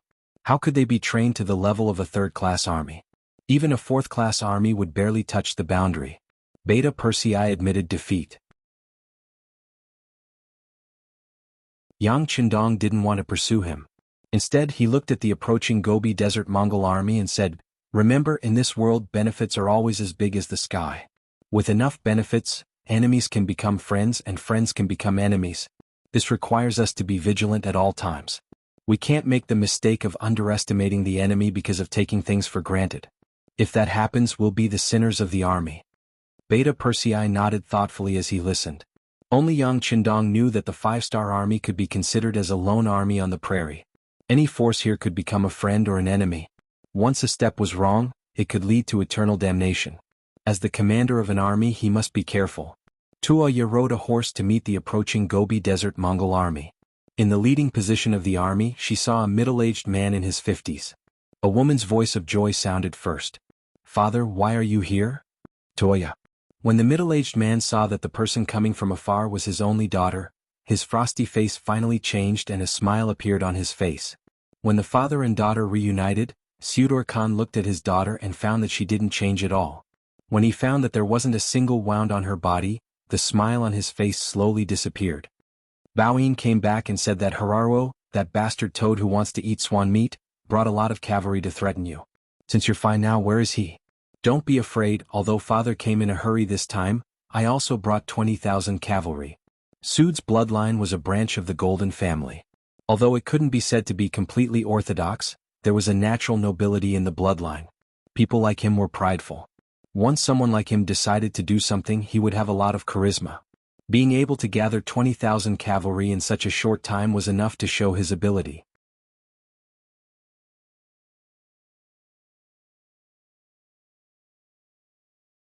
Chapter 687. Tuoya was very touched that her father had brought 20,000 cavalrymen to save her. But when it came to Haraluo, she still said proudly, "Haraluo? He has already been defeated and fled. Ran away." Suede's expression froze. How many cavalrymen did he bring with him? And who was it that chased them away? Facing her father, Tuoya naturally wouldn't hide anything. She told him everything she had heard and seen. After she finished talking about Halaruo's defeat and Lumek's decapitation, she continued to chatter. "Father, this 5-star army is very interesting. They even held a memorial service for the dead. They recited the names of all the dead soldiers. You don't know this, but many of the warriors who were still alive were moved to tears." Suede wasn't interested in this memorial service. In his opinion, they had held such a service before. Wasn't it just inviting people to cross the dead? What he was curious about was where this 5-star army came from and why they were so strong. Why hadn't he heard of them before? Of course, the memorial service wasn't an ordinary one. Tuoya didn't know about this, so she didn't explain. As for the 5-star army's strength, it was already proven. There was no need to explain. "Tuoya, have you figured out the origin of this 5-star army?" Suede was more curious about where this cavalryman who defeated Haraluo belonged to. Were they on good terms with the Mongols? Well, what about Tatar or Great Ming? "I don't know." Tuoya was suddenly interrupted by her father. She looked a little unhappy. However, this was her father, who she had always treated with dignity and respect since she was young. She could only think about it in her heart, but she didn't dare to show it. Suede had expected Tuoya to say she didn't know, so he didn't pursue the matter. Instead, he continued to ask, "You said they fought for an entire night and didn't rest? Then they should be very tired, right?" Previously, Bao Yin reported that the enemy cavalry had a type of armor that was not afraid of ordinary swords and spears. That is definitely something good. "Do you think that if we attack now, these things will fall into the hands of our Mongol army?" Suda's tone changed and he looked like he was about to snatch it. When Tuoya heard this, her eyes couldn't help but widen. "Father, that kind of black armor is very powerful. Even when I wanted to buy it before, they didn't have any intention of selling it. Because that thing is too powerful, even if we want to snatch it, it won't be easy. Besides, they just saved my daughter's life." Tuoya naturally didn't want the Mongol army and the 5-star army to fight. Let's not talk about who wins and who loses first. When two tigers fight, one of them is bound to be injured. At that time, no matter who won or lost, it would not be the result she wanted to see. Tuoya's impatience had already shown on her face, and she seemed to want to dissuade him. However, Suda had already opened his mouth. "Let's see. We want to buy it but they won't sell it. Then we can only snatch it. As for battle strength, don't you have confidence in our Mongol army? As for them saving you, it was just along the way. They were saving themselves." With just a few words, he made the 5-star army look like they had nothing to do. It also revealed his determination to fight. They had just wiped out Hararuo's 5,000 cavalry and seized Jianghu. They had just gone through a huge battle and were exhausted. If they didn't attack now, it would be difficult to find a suitable opportunity. Kamubala secretly passed down the order. "When I give the order, the entire army will charge." Since he had made the decision, Suda naturally wouldn't be disturbed by others. He gave the order in front of Tuoya. Kamubala, translated from Chinese, meant white tiger. This person was indeed the bravest general by Suda's side. Knowing that there was a battle to fight, he immediately agreed with a face full of excitement. He turned around and let his personal guard pass the message. "Father, you can't." Tuoya's eyes were filled with shock. She knew the battle strength of the 5-star army. She also knew how powerful those black cavalry guards were. Although they had just gone through a huge battle, she felt that when facing Hararuo's 5,000 cavalry, the 5-star army didn't use their full strength. At least, that young Master Yang didn't show any signs of worry. When she thought of that young face and his casual attitude towards everything, Tuoya didn't know why, but she felt a wave of uncertainty in her heart. "Bao Yin, take the princess away. If she shouts again, seal her mouth." Suda seemed to know that Tuoya would stop him and was already prepared. After giving the order, Bao Yin walked out from the troops and looked at Tuoya with a troubled expression. "Princess, I'm sorry." After saying that, two cavalrymen walked in front of Tuoya and forcefully brought her to the back of the troops. Without any obstruction, Suda rode on his horse and led the 20,000 cavalrymen forward. In order to avoid alerting the enemy, he didn't speed up. On the surface, everything seemed normal. Tuoya had already said that there were less than 10,000 soldiers in the 5-star army. Among them, there were 4,000 infantrymen. In front of his 20,000 cavalrymen, this kind of strength was indeed not enough. On top of a pile of rocks, Yang Qindong gently put down his binoculars and a look of contempt flashed across his face. Inform everyone to prepare for battle. This time, Beta Persei didn't object. He also used his binoculars to see the scene of Tuoya being forcefully taken away. Because of this, he also knew that everything was as the young master had predicted. This Mongol army that came from afar was not a friend, but an enemy. After the order was given and knowing that there was going to be a huge battle, whether it was the Nuzan cavalry or Tiger's Main's independent regiment, they all became excited. However, although the latter was excited when he saw the 10 auxiliary troops that had just arrived, he couldn't help but scratch his head. Although they had war horses now, they didn't have time to adapt. If the cavalrymen and war horses didn't get used to each other and there wasn't enough communication, forcefully entering the battlefield was no different from courting death. They simply couldn't display their original strength. Don't distribute the horses anymore. Everyone, prepare the infantry formation and prepare to meet the enemy. Tiger's Mane indeed gave the order. On the battlefield, cavalry wasn't necessarily stronger than infantrymen. Although this was the case in theory, it was best to choose the one that was suitable for oneself. Reluctantly giving up on the horses that were about to be theirs, the 10 battalions, a total of 4,000 soldiers of the independent regiment, began to form into battle formations. Each of them held spears that were specially designed to deal with cavalry, forming a square formation as they searched for a suitable place for them to fight. Yang Qindong still chose to fight at the short pile of rocks. He was indeed thankful for this kind of terrain. If it was a wide area, the enemy's 20,000 cavalrymen would be able to charge back and forth and break the formation of the 5-star army. At that time, even if they could obtain the final victory, who knew what kind of heavy price they would have to pay because of it? Of course, although the terrain was suitable, the opportunity was not within Yang Qindong's expectations. They just came out to take a short break and wanted to find a quiet place to rest for half a day. However, they did end up in a huge battle. The 5-star army that had just gone through a battle and hadn't had a good rest, obviously hadn't fully recovered their strength. For the same reason, the Mongol army from Gobi also came from afar and didn't have a good rest after a night of rushing. In this comparison, it was a draw and no one would have a big advantage. The 20,000 Mongol cavalry were still slowly closing in. They were not in a rush and were approaching from afar. The distance between the two sides quickly shortened from 3 li to 2 li. When they were half a li away, Beta Persei was already in front of the Mongol army. My young master said that in front of us is our area. Please stop here, otherwise, it will hurt the peace between both sides. Beta Persei rode on his horse and said with a loud voice. He had a loud voice to begin with, and without any restraint, his voice traveled far and wide. At least at this moment, the armies on both sides could hear him clearly. The 5-star army actually discovered his army's intentions in time. This was somewhat out of head Suiter's expectations. He didn't know that Yang Qindong and the others were watching his every move with binoculars. He also didn't know that Yang Qindong, who had undergone lip-reading training, had already seen through every word he said. But this was no longer important. Since the other side was about to shed all pretense of cordiality, what was there to hesitate about?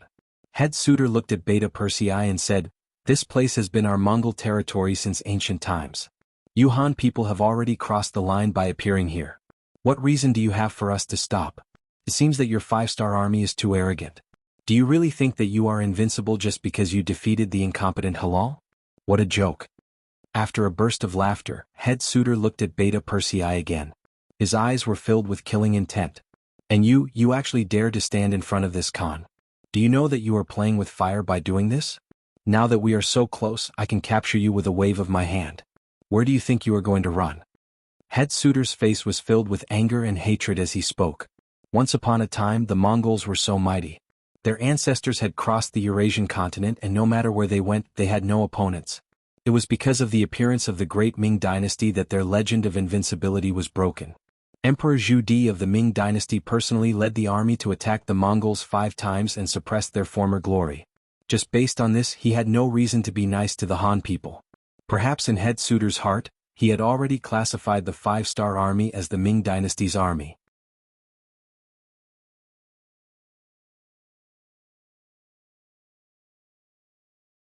Chapter 688. You want to capture me? Beta Persei had a look of disdain in the face of the arrogant suitor. How about it? Do you still dare to resist? Suitor's face darkened when he saw that a small messenger of the enemy dared to show off in front of him. He was furious. Resist? Ah. This time it was Beta Persei's turn to laugh. He didn't learn much from following Yang Qindong every day, but he did learn about 80% of his calmness and pretentiousness. The word resist is used by the weak against the strong. You're not the strong ones now, so the word resist is not appropriate. What I should say is, do you still resist? Believe it or not, we can bet that your people will never be able to get within 3 steps of me. Impudent. Suda had never been looked down upon like this before. Even someone of Agar Dorji's status would be polite to him. Even if he had a strong killing intent in his heart, he would not show any disrespect on his face. However, this foolish and boorish messenger had ignored him in front of so many people. Yes, he was stupid and crude.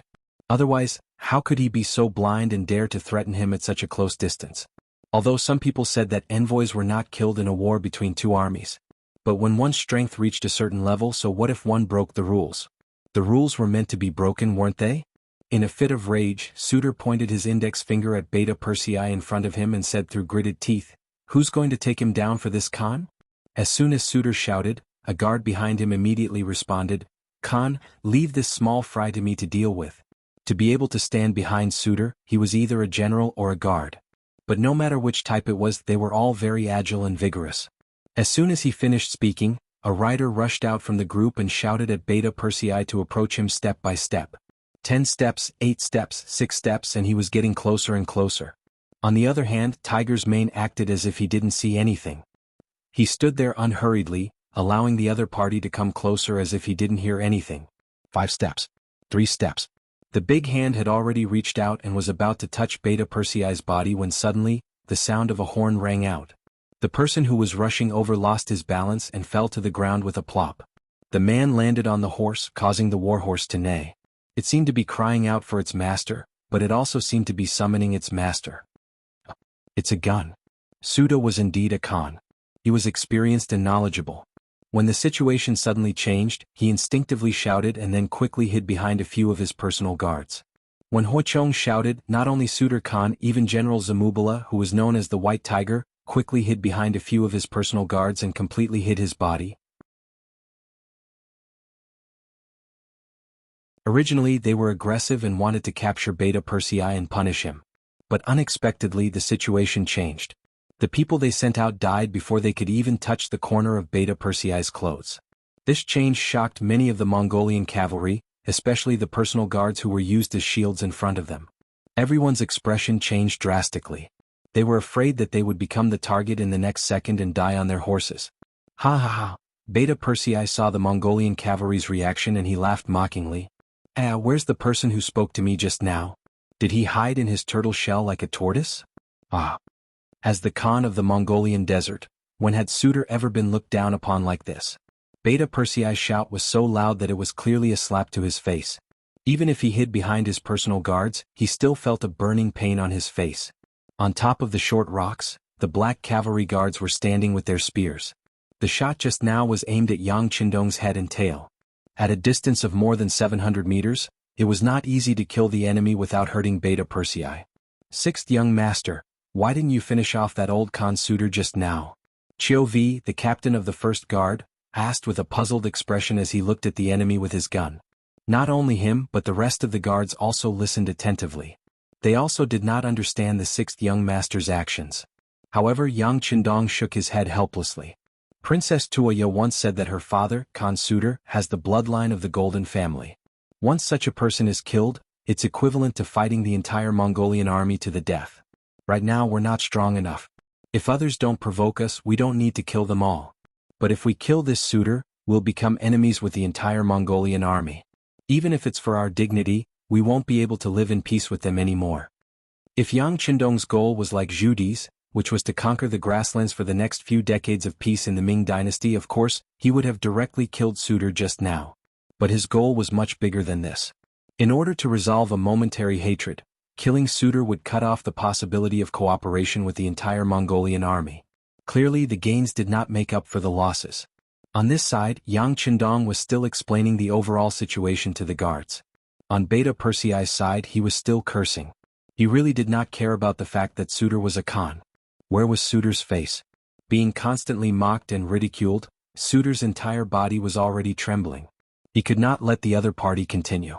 Otherwise, his lifetime of wisdom would be destroyed in a day. It seemed that the other party already knew his intentions. Since that was the case, he would just have to force his way through. He did not believe that with his absolute advantage in numbers, he would not be able to destroy the other party. Beta Persei was still cursing. You're the ones who are ungrateful. Previously, my young master risked countless dangers to save your princess, and now you want to start a war with us? Everyone says that you Mongolians are born righteous, but what are you doing now? Where's your gratitude? Where's your sense of shame? Do you still have any shame? Bah. Even if we saved a dog, it would still know to wag its tail at us to express its gratitude. When we need them, they can even guard the house. But the person who saved you, you want to hurt your benefactor? Where's your bottom line? What's the difference between you and an animal? Oh, you're worse than an animal. I'm so angry. Suitor could not hold back anymore.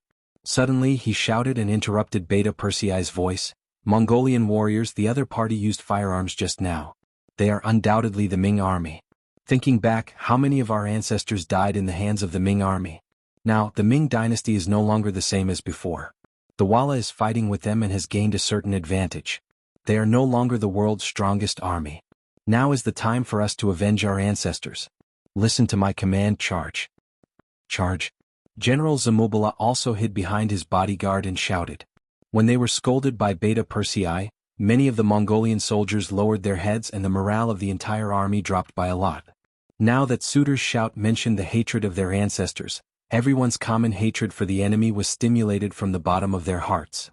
Just as the order to charge was given, the 20,000 cavalrymen shouted and suddenly charged forward like a flood of fierce beasts. Oh my God! Beta Persei was still scolding to his heart's content when the enemy suddenly moved. He shouted and turned his horse around to leave. 1 against 10,000, no matter how strong he was, it was impossible for him to win. Beta Persei turned around and ran, accompanied by bursts of gunfire. As the bullets whistled through the air, the Mongolian cavalrymen charging at the front were shot down one by one. This hindered the enemy's attack and gave Beta Persei a chance and time to escape. Suitor, who was hiding behind his bodyguard, felt that the cavalrymen were being suppressed and could not help but shout, "Everyone, don't be afraid. Firearms are single-use items. Every shot counts. Everyone charge together. They won't be able to hurt any of us. Charge, charge." Everyone split the gold, silver, and horses in their hands. In order to raise morale, Suitor promised to split the spoils equally. As soon as he said this, the Mongolian cavalrymen who were still hesitating shouted and charged forward. In the face of enough benefits, even if there was danger, there were still people who would take the risk. On the pile of short rocks, Yang Qindong led the 2 bodyguards and kept firing bullets. One after another, the Mongolian cavalrymen fell on the road ahead. However, the cavalrymen were too fast. In the blink of an eye, they had rushed forward from the original distance of 1.5 miles. At that moment, their bows and arrows could already be fired. Yang Qindong and the bodyguards had no choice but to put on their masks to protect themselves. The arrows fell like rain. Compared to their fighting skills on horseback, the Mongolian cavalrymen who were known to have grown up on horseback performed very well. They were either riding on horseback, shooting arrows while climbing on horseback, or shooting arrows while hanging upside down from a golden hook. For a moment, arrows rained down like rain, landing on Yang Qindong and the others, producing a series of crackling sounds. Fire! Charge!